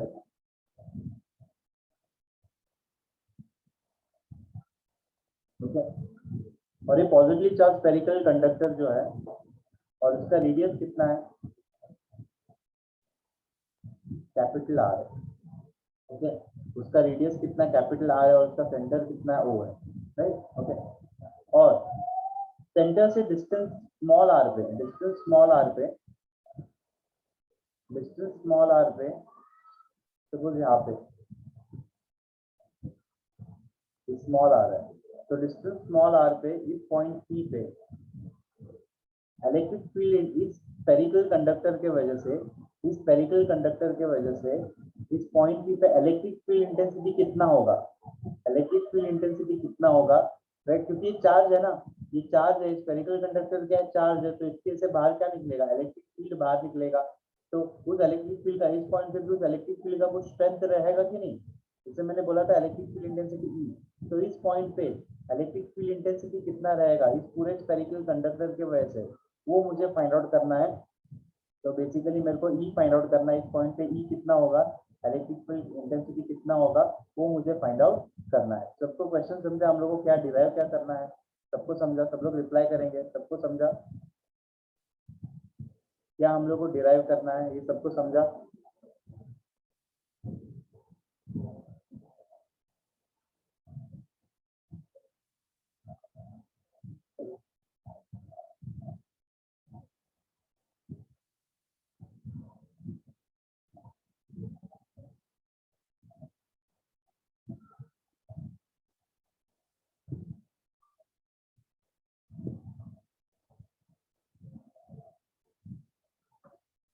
ओके, तो देखो, तो अभी देखो हम लोग क्या करेंगे, एक तो इसका डिस्क्रिप्शन, इसका डिस्क्रिप्शन हम लोग लिखेंगे, consider a spherical conductor, consider a positively charge, positively charged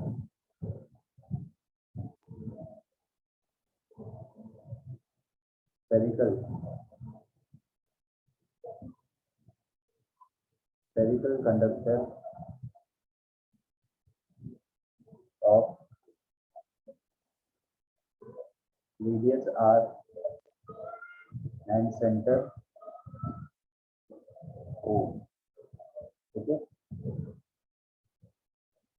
positive charge हम लोग कितना चार्ज है, क्यू कंसीडर करते हैं, positive charge Q, spherical conductor of radius R, to find, और हम लोग को क्या फाइंड आउट करना है? To find the electric field intensity, to find the electric field intensity at point P,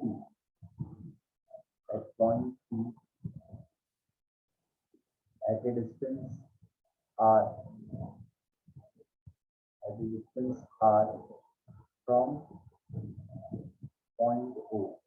okay right. अभी देखो, अगर मुझे यहाँ पे पॉइंट P पे मुझे electric field intensity find out करना है बाय गॉस थ्योरम, तो मुझे क्या करना पड़ता है? एक गॉसियन थ्योरम, मतलब एक क्लोज सरफेस, एक इमेजिनरी गॉसियन सरफेस मेरे को कंसीडर करना पड़ता है। तो इस पॉइंट बी पे मैं क्या करूंगा?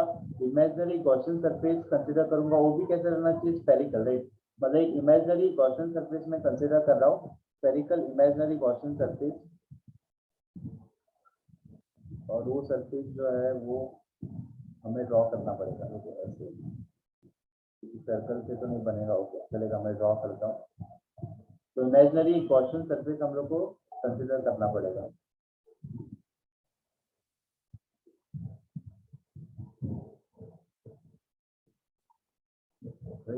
Gaussian surface, right. तो इसको इमेजिनरी एक गॉसियन सरफेस कंसीडर करो, और इस इमेजिनरी गॉसियन सरफेस का भी रेडियस कितना रहेगा? राइट, इमेजिनरी गॉसियन सरफेस का भी रेडियस कितना रहेगा? स्मॉल आर, क्योंकि इसका भी सेंटर वो ही फॉर्म होगा और इसका रेडियस स्मॉल होगा। तो कंसीडर है, right, to find the electric field intensity at point P at a distance r from O। तो कंसीडर, तो हम लोग को क्या करना पड़ेगा? गॉसियन सरफेस कंसीडर है imaginary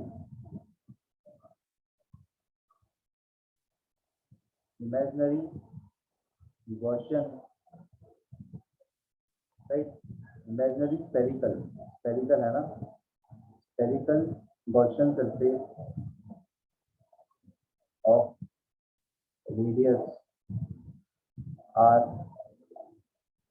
at point P, right, at point P, and a small surface and a small surface area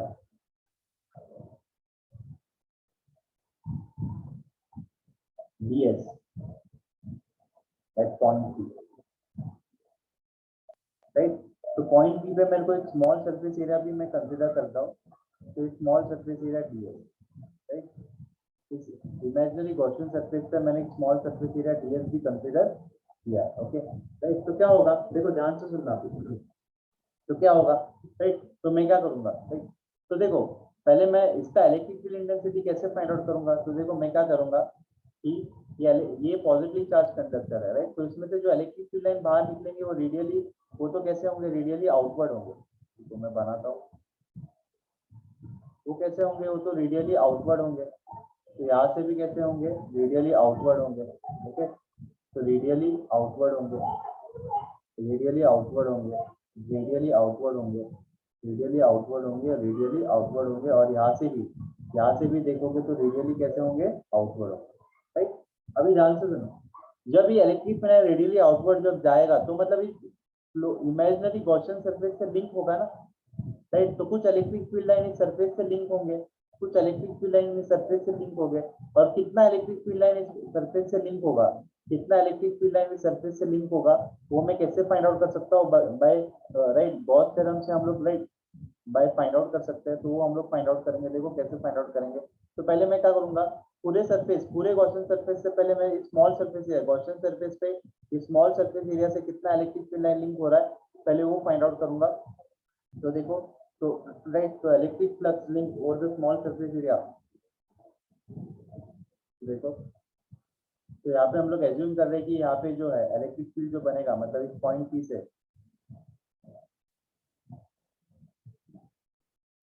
यहाँ पे जो इलेक्ट्रिक फील्ड इंटेंसिटी है लिंक होगा वो E रहेगा। तो इसको हम लोग E कंसिडर करते हैं, ओके। और स्मॉल सरफेस एरिया, इसका भी डायरेक्शन तुम लोग देखोगे तो वो भी तो परपेंडिकुलर टू द सरफेस रहता है, वो भी क्या रहेगा? ds ही रहेगा, ओके। तो देखो, तो इलेक्ट्रिक फ्लक्स, राइट, तो electric flux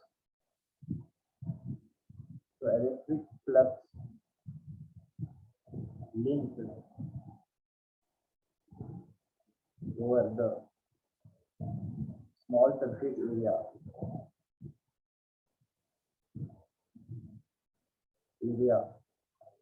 ds is given by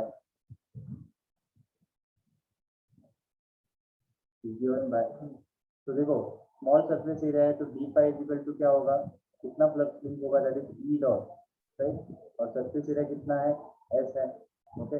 और बेसिकली इसका जो फॉर्मूला होता है वो क्या रहता है, तो इसको D pi will be equal to क्या हो जाएगा, E D S cos theta होता है ना, लेकिन यहाँ पे थीटा का वैल्यू कितना होगा, 0, क्योंकि यहाँ पे देखोगे इलेक्ट्रिक फील्ड भी रेडियली आउटवर्ड ही निकलेगा और सरफेस एरिया का डायरेक्शन भी वही है, दोनों का थीटा 0 रहेगा, तो मतलब यहाँ पे जो डी पाई का फॉर्मूला जो रहेगा वो सिर्फ ई डी एस ही रहेगा, तो कितना रहेगा, ई डी एस, ठीक है, कितना रहेगा, ई डी एस, और इसको हम लोग क्या लेते हैं, राइट, ओके, इसको हम लोग क्या लेंगे, इक्वेशन, राइट, और इसके बाद टोटल सरफेस एरिया का निकालना है, तो मेरे को क्या करना पड़ेगा, टोटल सरफेस एरिया का निकालना है तो मुझे क्या करना पड़ेगा, इंटीग्रेट करना पड़ेगा, to find the flux link over the total surface, to find the flux linked over the Gaussian surface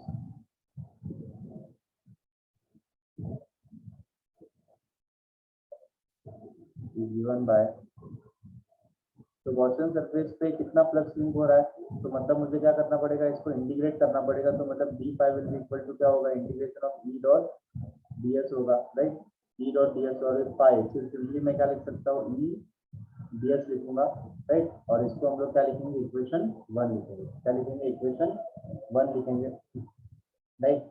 अभी उसके बाद बाय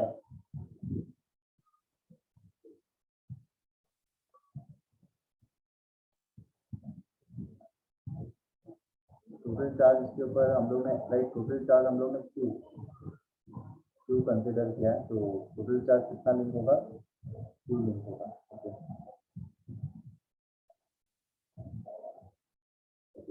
तो by Gauss theorem,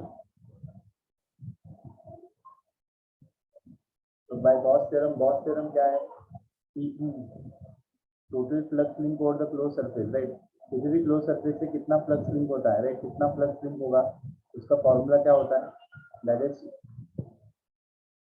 right, flux link over any close surface is given by E dot ds integration of, right, total charge enclose upon epsilon not होता है, right, और इसको हम लोग क्या करेंगे, इक्वेशन 2, ये भी गॉसियन सरफेस से ये भी मिला, ये भी गॉसियन सरफेस से हम लोग ने लगाया तो मुझको यही मिलेगा, और दोनों को हम लोग कंपेयर करेंगे, तो बाय इक्वेशन 1 एंड 2, राइट, तो बाय इक्वेशन 1 एंड 2 हम लोग दोनों को कंपेयर करेंगे, तो मुझे, राइट, तो मुझे क्या मिलेगा, राइट, तो इन दोनों को हम लोग कंपेयर करेंगे, तो integration of E dot D S, अभी इसमें हम लोग को क्या सब्स्टिट्यूट करना पड़ेगा,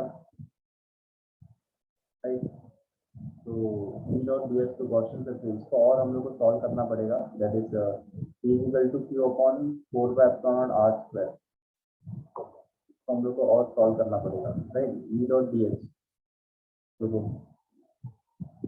यहाँ पे हम लोग ने गॉस थ्योरम अप्लाई करने से पहले इसको सॉल्व करना पड़ेगा,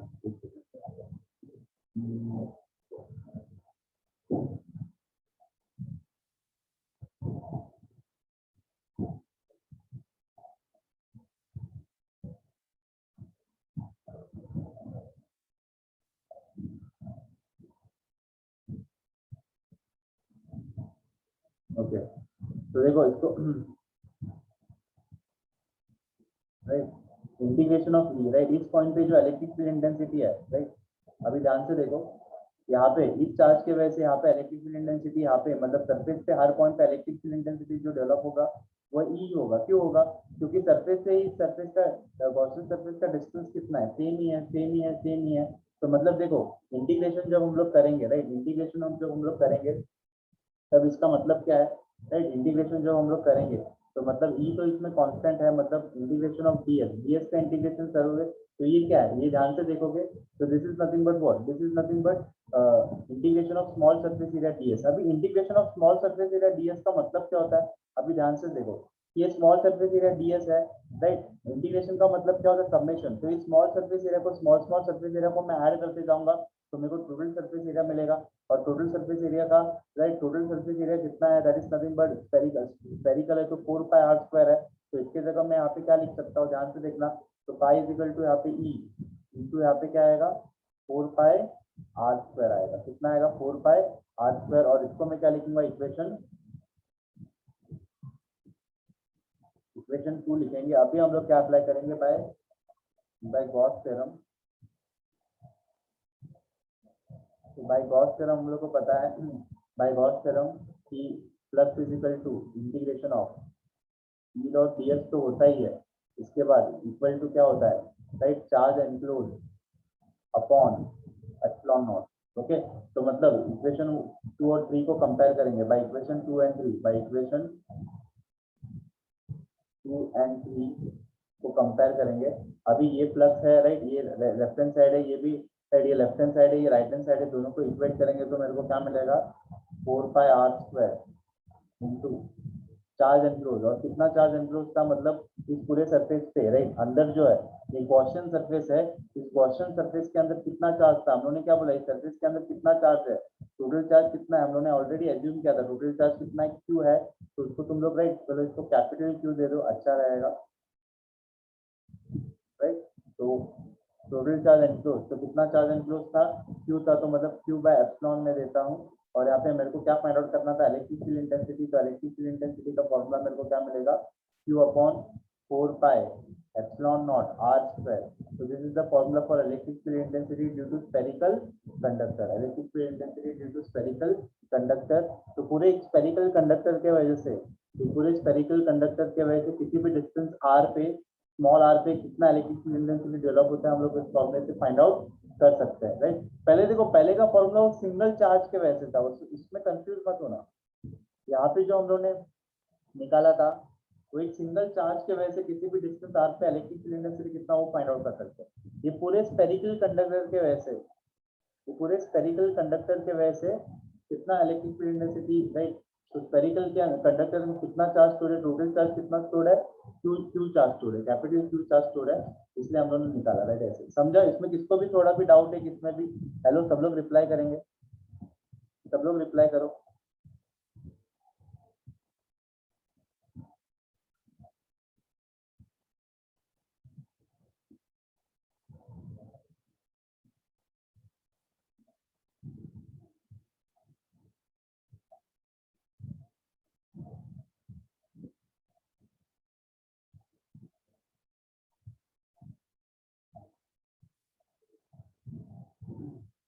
बाकी सब लोग रिप्लाई करेंगे।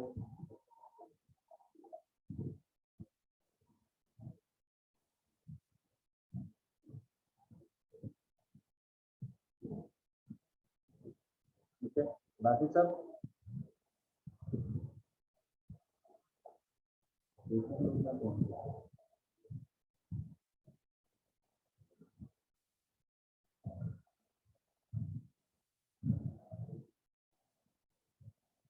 Okay, right. तो ये जो है electric field density to spherical conductor, उसका फॉर्मूला, इसको और एक फॉर्म में लिख सकते हैं हम लोग, by surface charge density, right, by surface charge density, right. तो बाय सरफेस चार्ज डेंसिटी हम लोग को पता है कि सिग्मा, राइट, टोटल चार्ज मतलब सरफेस चार्ज डेंसिटी है, टोटल चार्ज मतलब सरफेस चार्ज डेंसिटी का फॉर्मूला होता है total charge upon total area. तो मतलब एरिया कितना था, टोटल चार्ज कितना स्टोर था, 4 पाई आर स्क्वायर। मतलब ये कंडक्टर, स्फेरिकल कंडक्टर का एरिया कितना था, 4 पाई, उसका रेडियस कितना था आर, तो 4 पाई आर स्क्वायर। तो यहाँ पे हम लोग चार्ज को किस फॉर्म में लिख सकते हैं, क्यू को देखो, Q is equal to sigma 4 pi R square के फॉर्म में लिख सकते हैं। और इसको हम लोग इक्वेशन 4 और इक्वेशन 5, अभी उसको सरफेस चार्ज डेंसिटी के फॉर्म में लिखेंगे तो मतलब ई को, तो हम लोग को फॉर्मूला क्या मिलेगा, सब्स्टिट्यूटिंग 5 इन 4, सब्स्टिट्यूटिंग 5 इन 4 जब 5 को 4 में सब्स्टिट्यूट करेंगे तो इलेक्ट्रिक फील्ड इंटेंसिटी का और एक दूसरा फॉर्मूला जो है सिग्मा के फॉर्म में, तो क्या मिलेगा 4 pi R square upon 4 pi epsilon small R square. तो 4 पाई कैंसिल होता है और मेरे को ई का यहाँ पे लिखता हूँ E will be equal to sigma R square upon epsilon naught small R square, right. इस तरीके से मेरे को ई का formula in terms of sigma मिलता है, इन टर्म्स ऑफ सिग्मा मिलता है, राइट। Okay okay. और एक इसमें स्पेशल केसेस क्या क्या है, राइट। दो स्पेशल केसेस फॉर्म होता है, तो special cases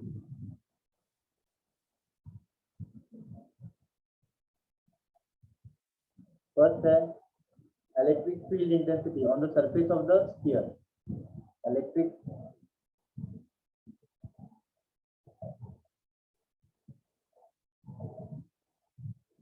electric field intensity on the surface of the conductor.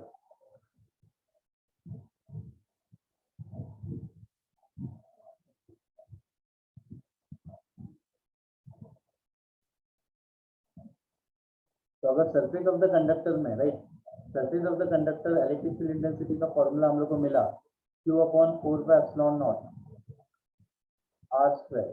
और surface of the conductor, surface of the conductor में देखोगे तो उन्होंने पूछा कि सरफेस ऑफ द कंडक्टर पे इलेक्ट्रिक फील्ड इंटेंसिटी कितना रहेगा, मतलब इस पॉइंट पे, मतलब डिस्टेंस अभी कितना हो गया, पहले डिस्टेंस कितना था आर, अभी डिस्टेंस कितना होगा रेडियस ऑफ दी, मतलब सेंटर से हम लोग डिस्टेंस मेजर करते हैं आर ही होगा, मतलब स्मॉल आर को किससे, राइट, स्मॉल आर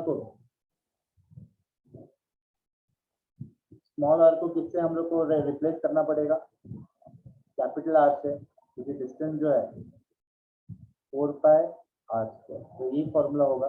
नहीं तो और एक फॉर्मूला सिग्मा के फॉर्म में है, तो मैंने बताया कि स्मॉल आर को कैपिटल आर से रिप्लेस कर दो, तो मतलब sigma R square upon epsilon naught R square, तो आर स्क्वायर कैंसिल और सिग्मा बाय एप्सिलॉन। तो मतलब जो है ये भी होता है सरफेस ऑफ द कंडक्टर पे इलेक्ट्रिक फील्ड इंटेंसिटी का फॉर्मूला, ये भी हो सकता है सिग्मा बाय एप्सिलॉन। ये फर्स्ट केस है। और second case electric field intensity, right, electric field intensity, electric field intensity inside the conductor,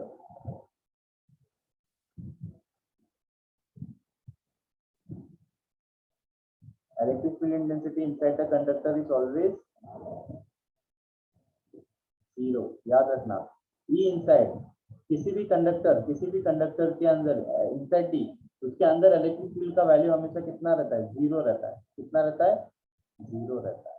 okay, right, कितना रहेगा, जीरो, क्योंकि charge always reside on the surface of the conductor. Charge हमेशा कहाँ पे reside करते हैं, on the surface of the conductor. अंदर कोई चार्ज होता ही नहीं, राइट, अंदर कोई चार्ज नहीं है, तो इलेक्ट्रिक फील्ड इंटेंसिटी, राइट, अंदर नहीं रहेगा, अंदर हमेशा इलेक्ट्रिक फील्ड इंटेंसिटी कितना रहेगा, जीरो रहेगा, राइट। तो यहाँ पे तुम लोग लिख सकते हो charge always reside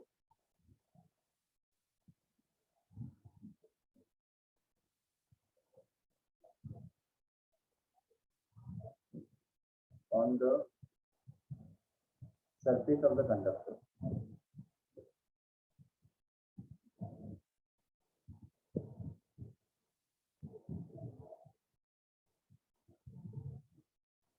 okay, right, तो समझा इतना सबको, इसमें किसको कुछ डाउट है, हेलो, इस डेरिवेशन में सब लोग रिप्लाई करेंगे अभी,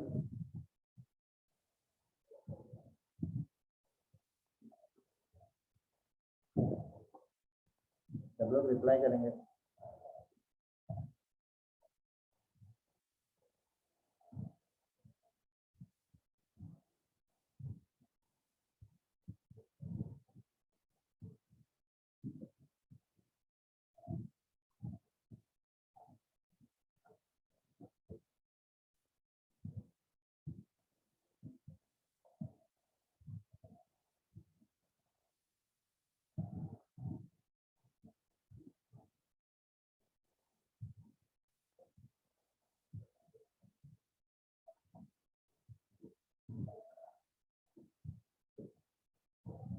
ओके, क्लियर है ना सबको? राइट, अब्दुल, अनुश्रेष, प्रतीक्षा, विदिशा, सेल, सबको क्लियर है कि नहीं?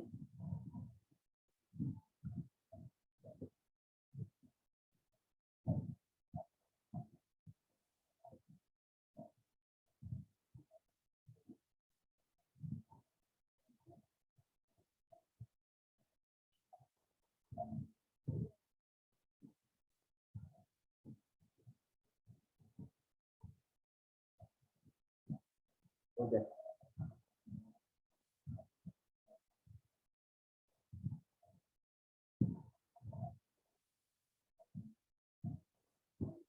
ओके, तो देखो अभी ये तो फर्स्ट डेरिवेशन था। नेक्स्ट डेरिवेशन जो हम लोग को करना है,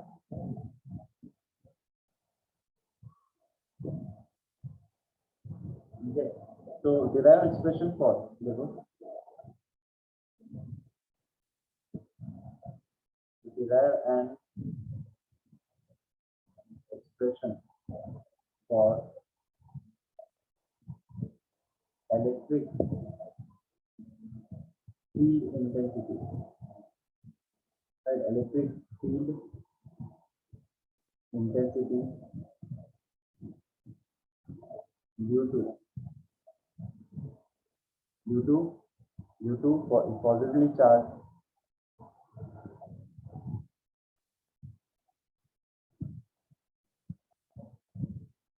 right, positively charged, infinitely long,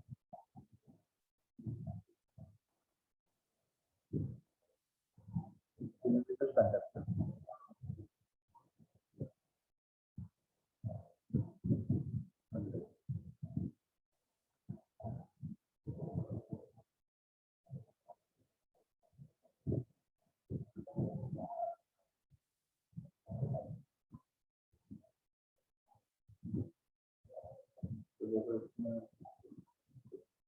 अभी देखो,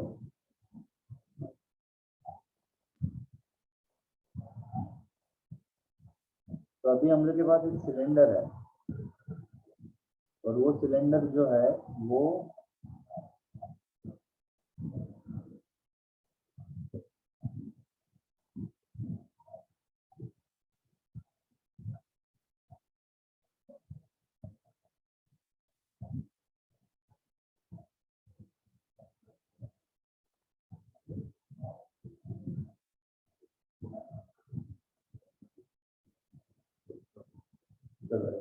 ओके, राइट, तो ये सिलेंडर है, और ये सिलेंडर जो है इनफाइनाइटली लॉन्ग है, बढ़ते ही जा रहा है, बढ़ते ही जा रहा है,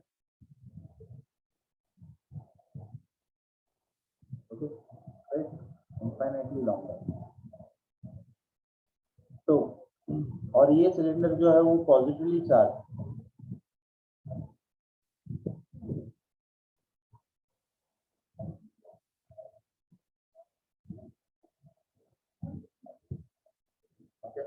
राइट, और इसका जो है रेडियस जो है, इसका ये सेंटर है, और इसका जो रेडियस जो लेते हैं उसको लोग कैपिटल आर ले लेते हैं, ओके, राइट, राइट, तो कंसीडर है, राइट, तो देखो इसको हम लोग को, इसमें हम लोग को डिराइव क्या करना है, सेम वही डिराइव करना है।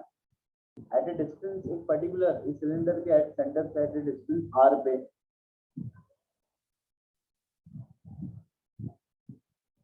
कितना इलेक्ट्रिक फील्ड इंटेंसिटी डेवलप होता है, मतलब पॉइंट पी पे, डिस्टेंस आर पे कितना इलेक्ट्रिक, पॉइंट पी पे कितना इलेक्ट्रिक फील्ड इंटेंसिटी डेवलप होगा, वो मुझे फाइंड आउट करना है। क्या फाइंड आउट करना है, वो मुझे फाइंड आउट करना है, राइट, अभी ध्यान से देखो, राइट, तो consider a cylindrical infinitely long cylindrical conductor, consider a infinitely, right, infinitely long positively charged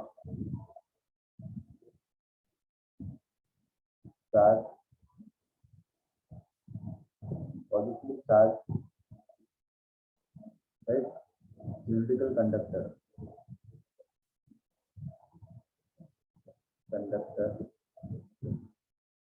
of radius r,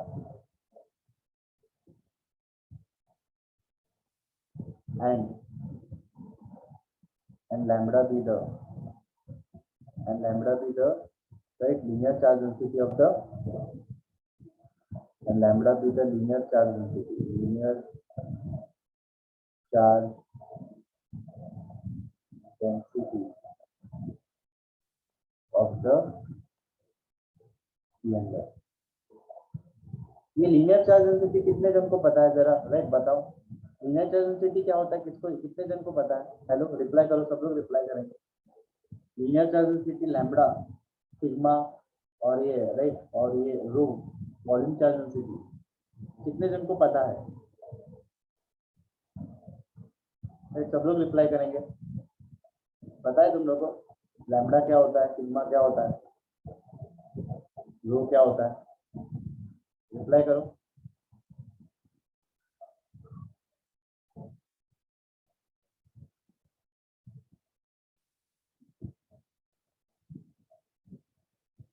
अरे रिप्लाई करो, रिप्लाई क्यों नहीं कर रहे हो?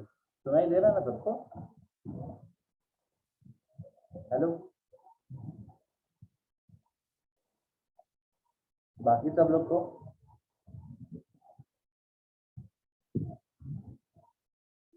बाकी सब लोग?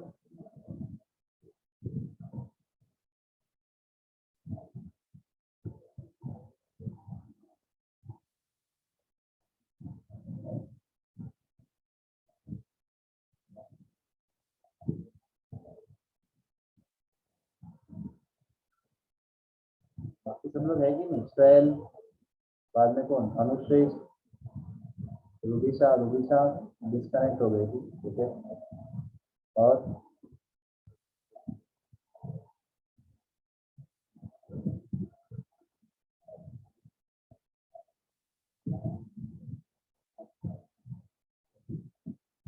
ओके, तो देखो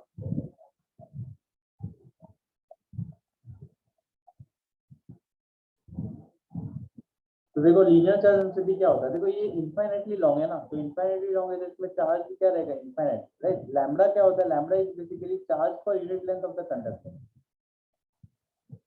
राइट? इसका लेंथ भी इनफाइनाइट, लेकिन यूनिट लेंथ पे, यूनिट लेंथ मतलब क्या है? ये अगर, राइट, 1 मीटर लेंथ पे, 1 मीटर लेंथ पे कितना चार्ज स्टोर है, राइट? 1 मीटर लेंथ पे, 1 मीटर लेंथ पे कितना चार्ज स्टोर है, जब मैं वो फाइंड आउट करता हूँ तो उसको ही हम लोग क्या बोलते हैं, लैम्बडा। तो यहाँ पे हम लोग क्या इंज्यूम कर रहे हैं कि यूनिट लेंथ पे, यूनिट लेंथ पे कितना चार्ज स्टोर है, लैम्बडा। वो कुछ भी हो सकता है, 1 coulomb per metre, 2 coulomb per metre, उसका एज्यूम हम लोगों ने क्या किया, लैम्बडा किया। तो lambda is nothing but charge per unit length, right? Unit length में कितना चार्ज स्टोर है वो, क्योंकि ये इनफाइनाइट है, ओके? इनफाइनाइट थोड़ी है, इसको हम लोग क्यू लेने के लिए, जिसमें चार्ज भी, लेंथ इनफाइनाइट है तो चार्ज भी कितना रहेगा, इनफाइनाइट ही रहेगा, ओके? तो देखो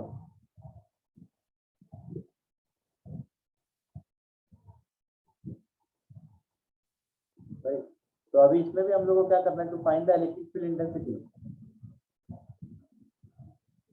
to find the electric field intensity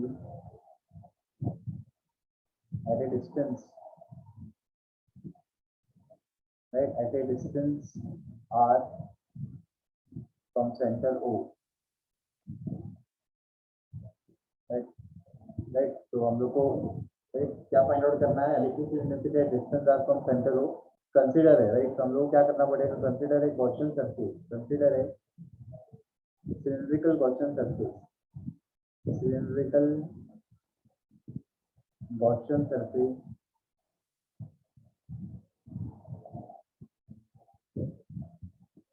of radius small r and small surface area ds and small surface area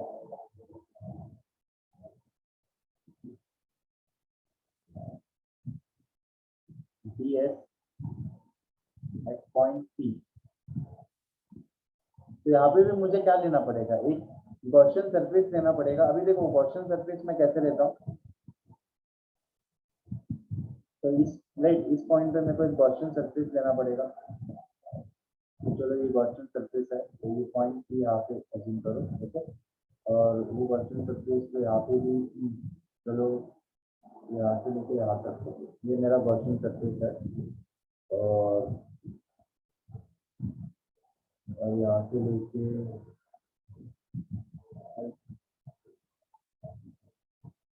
इसका एजिंग कर रहा है तो चलो, और ये सिलेंडर है तो मतलब ये भी वैसे एजिंग कर रहा है, राइट। तो ये गॉसियन सरफेस है, राइट। तो इस गॉसियन सरफेस का लेंथ, ये लेंथ कितना है, तो फाइनाइट लेंथ रहेगा, इसका फाइनाइट लेंथ लेते हैं हम लोग। तो इसका फाइनाइट लेंथ कितना है, एल, एल लेते हैं।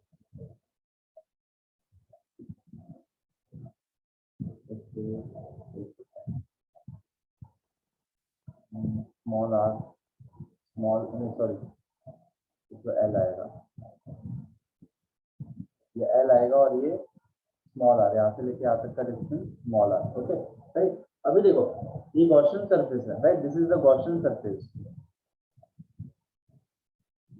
तो इस गॉसियन सरफेस पे मैंने बोला और एक चीज हम लोग को लेना था, क्या, कि पॉइंट पी पे हम लोग को एक स्मॉल सरफेस कंसीडर करना था, small differential surface, small differential surface DS मैंने कंसीडर किया डीएस। तो क्या होगा, देखो ये गॉसियन सरफेस के अंदर जो भी कितना चार्ज एनक्लोज है, जितना भी चार्ज एनक्लोज है, ध्यान से सुनना, गॉसियन सरफेस पे जितना भी चार्ज एनक्लोज है, राइट, उस चार्ज के वजह से क्या होगा, चार्ज गॉसियन सरफेस से क्या होगा, लिंक होगा, गॉसियन सरफेस से लिंक होगा। तो कैसे लिंक होगा, अभी ध्यान से देखना कैसे लिंक होगा। तो मतलब ये चार्ज यहाँ पे लिंक होगा, इस सरफेस से लिंक होगा, और यहाँ से भी इस सरफेस से लिंक होगा, राइट। और यहाँ से भी ये चार्ज इस सरफेस से ऐसे लिंक होगा, सरफेस से लिंक होगा, इस सरफेस से गॉसियन सरफेस से लिंक होगा, राइट, ओके, राइट। तो देखो, तो स्मॉल सरफेस एरिया से, स्मॉल सरफेस एरिया से कितना, राइट, कितना कितना फ्लक्स लिंक हो रहा है पहले वो फाइंड आउट करेंगे, और स्मॉल सरफेस एरिया का, राइट, इलेक्ट्रिक फील्ड लाइन कितना लिंक हो रहा है वो ई कंसीडर करेंगे हम लोग। तो यहाँ पे जो है ये इलेक्ट्रिक फील्ड लाइन है, और ये सरफेस एरिया का भी डायरेक्शन जो है वो सेम ही रहता है, राइट। तो देखो, तो फ्लक्स, इलेक्ट्रिक फ्लक्स लिंक, तो electric flux link over A small surface area, area ds is given by, तो स्मॉल सरफेस एरिया से कितना फ्लक्स लिंक हो रहा है, that is given by d phi will be equal to, right, d phi will be equal to e dot ds, right। तो small surface area से total surface area मतलब small total पूरे Gaussian surface से कितना flux link हो रहा है, तो right over the total Gaussian surface,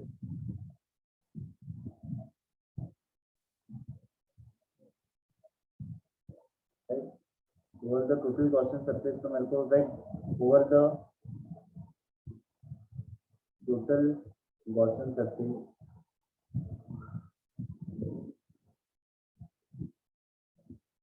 कितना फ्लक्स लिंक होगा, that is 5 will be equal to e dot integration of e dot ds आएगा, ओके, राइट।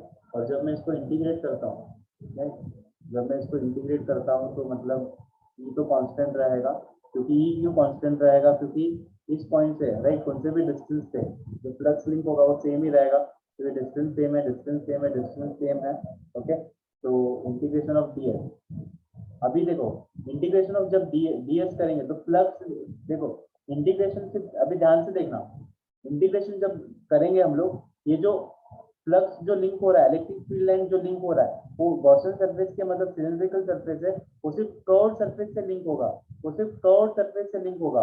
ये देखो सिलेंडर में कितने सरफेस होते हैं, एक तो कर्व्ड सरफेस होता है, एक कर्व्ड सरफेस होता है, और ऊपर वाला दो सरफेस होता है, राइट। और यहाँ पे जो इलेक्ट्रिक फील्ड लाइन लिंक होगा वो कौन से सरफेस से लिंक होगा, राइट, सिर्फ कर्व्ड सरफेस से लिंक होगा। तो मतलब हम लोग जब इंटीग्रेशन ऑफ सरफेस एरिया करेंगे तो यहाँ पे क्या आएगा, राइट, कर्व सरफेस एरिया आएगा, और कर्व सरफेस एरिया कितना होता है, 2 पाई आर एल, राइट, क्योंकि कर्व सरफेस एरिया का जो फॉर्मूला रहता है that is 2 pi R L होता है, radius multiply by the length of the Gaussian surface, length कितना लिया हम लोग ने एल, और सिर्फ कर्व सरफेस से तो यहाँ पे हम लोग रीजन भी लिखेंगे, right, flux link over, right, flux linked over, flux link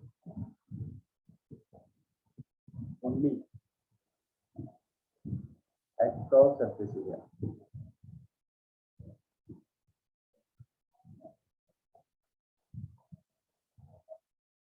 क्योंकि जहाँ पे इलेक्ट्रिक फील्ड लिंक करेगा वही सरफेस एरिया आएगा, पूरा सरफेस एरिया, सिलेंडर का पूरा सरफेस एरिया लेने की जरूरत नहीं है। और इसको हम लोग क्या लिखेंगे, इक्वेशन 1। इसके बाद अभी हम लोग क्या करेंगे, by Gauss theorem. By Gauss theorem, तो बाय गॉस थ्योरम अप्लाई करेंगे। तो बाय गॉस थ्योरम क्या है, कि फ्लक्स लिंक और the integration of curve surface E dot ds, right, ये क्या है, इक्वल टू चार्ज एनक्लोज और द एप्सिलॉन। अभी राइट, ये फ्लक्स है, ये भी फ्लक्स है, राइट हैंड साइड को इक्वेट करेंगे। अभी ध्यान से सुनना, E dot 2 pi R L, right right. अभी ध्यान से सुनना, यहाँ पे क्यू एनक्लोज क्या लिखेंगे, charge enclose over the Gaussian surface. Gaussian surface पे कितना चार्ज एनक्लोज है, ध्यान से देखना, गॉसियन सरफेस से कितना चार्ज एनक्लोज है, राइट, मतलब कितना लेंथ, मतलब गॉसियन जितना ये लेंथ ऑफ द सिलेंडर है उतना। अभी हम लोग ने एक कंसिडर किया था, तभी तो लैम्बडा हम लोग ने, राइट, लैम्बडा, राइट, लैम्बडा मतलब क्या होता है। अभी देखो क्यू हम लोग कैसे निकालेंगे, लैम्बडा मतलब, राइट, सिलेंडर का लैम्बडा, लैम्बडा मतलब क्या है, यूनिट लेंथ में कितना चार्ज स्टोर्ड है, मतलब ये चार्ज है, राइट, ये चार्ज है यूनिट लेंथ है, मतलब 1 मीटर पे, तो मतलब एल मीटर पे, राइट, तो एल मीटर में कितना चार्ज स्टोर्ड है अगर मेरे को फाइंड आउट करना है, तो मतलब हम लोग क्या लिखेंगे, तो क्यू का, राइट, नहीं तो इसको मैं ऐसे भी बोल सकता हूँ। बेसिकली लैम्बडा का फॉर्मूला क्या होता है, lambda is equal to charge per unit length, तो right, length of the, right, length of the conductor, length of the, right, तो मतलब अगर मेरे को चार्ज फाइंड आउट करना है, मतलब एल लेंथ पे कितना चार्ज स्टोर्ड है, एल लेंथ पे, राइट, ओके, एल लेंथ पे कितना चार्ज स्टोर्ड है, Q is equal to lambda L, okay, मतलब ये कौन सा चार्ज है, राइट, मतलब एल लेंथ पे कितना चार्ज स्टोर्ड है, एल लेंथ पे कितना चार्ज स्टोर्ड है अगर मेरे को फाइंड आउट करना है, तो मेरे को लैम्बडा से मल्टीप्लाई करना पड़ता है। तो लैम्बडा बेसिकली क्या है, देखो ना, नहीं तो मैं ऐसे बताता हूँ, देखो, यूनिट लेंथ पे कितना चार्ज स्टोर है लैम्बडा, तो इस एल लेंथ पे कितना चार्ज स्टोर रहेगा, क्योंकि एल लेंथ के वजह से ही फ्लक्स लिंक हो रहा है, तो एल लेंथ पे इतना चार्ज एनक्लोज है वो मेरे को फाइंड आउट करना है। तो एल लेंथ पे कितना चार्ज स्टोर है, इतने लेंथ पे, यूनिट लेंथ पे इतना लैम्बडा, राइट, तो एल लेंथ पे कितना चार्ज स्टोर है, तो मेरे को क्या करना पड़ेगा, तो एल को लैम्बडा से मल्टीप्लाई करना पड़ेगा, मतलब मेरे को चार्ज मिल जाएगा, ये कौन सा चार्ज है, राइट, इस पूरे सरफेस पे, मतलब इस गॉसियन सरफेस पे कितना है चार्ज एनक्लोज है वो मेरे को मिल जाएगा। तो मतलब सिंपली हम लोग क्या लिख सकते हैं, charge enclose over the Gaussian surface is nothing but lambda into L, और वो जब मैं सब्स्टिट्यूट करूंगा तो मुझे क्या मिलेगा, तो इसको इक्वेशन 2 और इसको इक्वेशन 3 लिखते हैं, सब्स्टिट्यूटिंग 3 इंटू 3 को जब 2 में सब्स्टिट्यूट करूंगा तो E into 2 pi R L equal to Q, Q enclose मेरे को कितना मिला, lambda L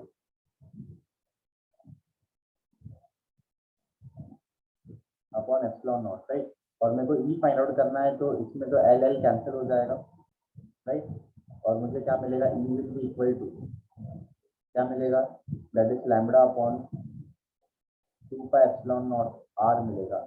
So this is nothing but electric field intensity due to red spherical, ये infinitely long cylindrical conductor, infinitely long cylindrical conductor। ये third step सबको समझा मैंने कैसे निकाला, लैम्बडा एल कैसा है, इसमें किसको भी कुछ डाउट है तो मैं फिर से बताता हूँ एक बार, कि क्यू एनक्लोज मैंने कैसे निकाला, गॉसियन सरफेस से कितना चार्ज एनक्लोज है हम लोग को कैसे निकालेंगे, देखो ना, यूनिट लेंथ में इतना चार्ज स्टोर है, तो एल लेंथ पे कितना चार्ज स्टोर रहेगा, तो मतलब लैम्बडा एल से मेरे को मल्टीप्लाई करना पड़ेगा, वही तो क्यू एनक्लोज है, राइट।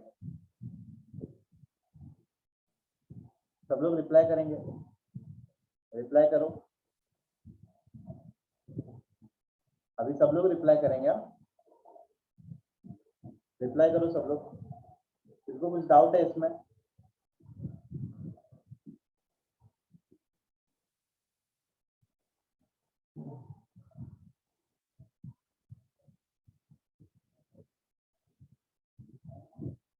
बाकी सब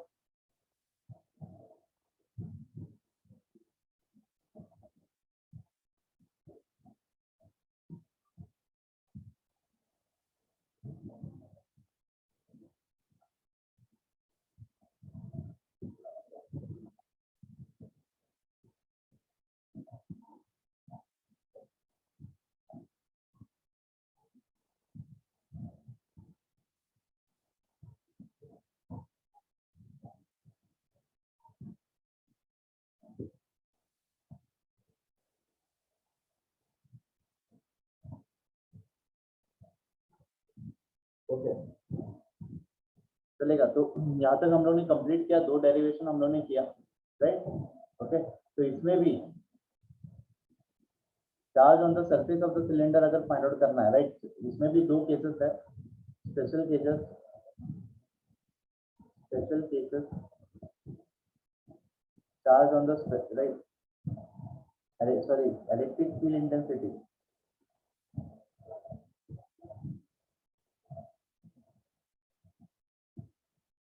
on the surface of the cylinder, on the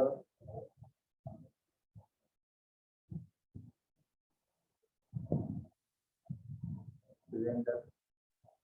तो कैसे निकालेंगे हम लोग? क्या करेंगे, स्मॉल आर को कैपिटल आर से राइट रिप्लेस कर देंगे, और तो मेरे को फॉर्मूला क्या मिलेगा, 2 pi epsilon not capital R. Okay,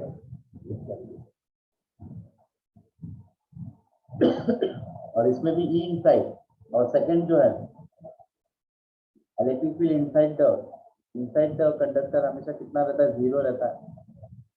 E inside हमेशा कितना रहेगा, 0, राइट। ओके, अब और इसमें देखो, ये तो फ्री स्पेस में इन मीडियम, अगर ये इन मीडियम पूछा है, इन मीडियम अगर ये तो फ्री स्पेस में एप्सिलॉन नॉट आएगा। इन मीडियम में कुछ नहीं करना है तुम लोगों को, क्या करना है, लैम्बडा जैसे मैंने बताया था मीडियम में पूछा, तो एक टर्म और यहाँ पे और एक ऐड होता है, दैट इज एप्सिलॉन। एप्सिलॉन के एप्सिलॉन नॉट के साथ एप्सिलॉन और भी मल्टीप्लाई होगा, और ये होगा फॉर्मूला, और कुछ नहीं, अगर इन मीडियम पूछा है तो। ओके ओके, तो यहाँ तक क्लियर है सबको?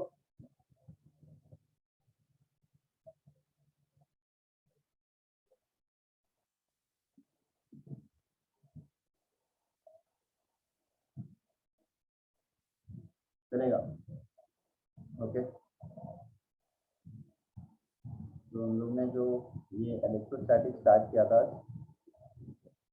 क्या क्या किया, ओके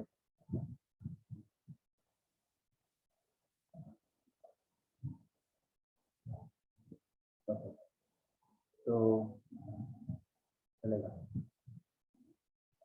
तो इसको प्रिपेयर करो। तो हम लोग नेक्स्ट लेक्चर में कंटिन्यू करते हैं, तो यहाँ तक इतना ही, राइट। तो हम लोग नेक्स्ट लेक्चर में कंटिन्यू करते हैं, तो तक रिवाइज करना। तो इसका जो नोट्स है वो मैं भेज देता हूँ, और जो है वीडियो भी मैंने आई थिंक करंट इलेक्ट्रिसिटी का फर्स्ट और सेकंड लेक्चर अपलोड किया है, बाकी लेक्चर में भी अपलोड कर दूंगा, राइट। और इसके जो नोट्स है, आई थिंक नोट्स भी मैंने करंट इलेक्ट्रिसिटी के फर्स्ट जो लेक्चर के भेज दिए, राइट। बाकी का भी मैं आज भेज देता हूँ। ओके, हम लोग नेक्स्ट लेक्चर में कंटिन्यू करेंगे। ओके,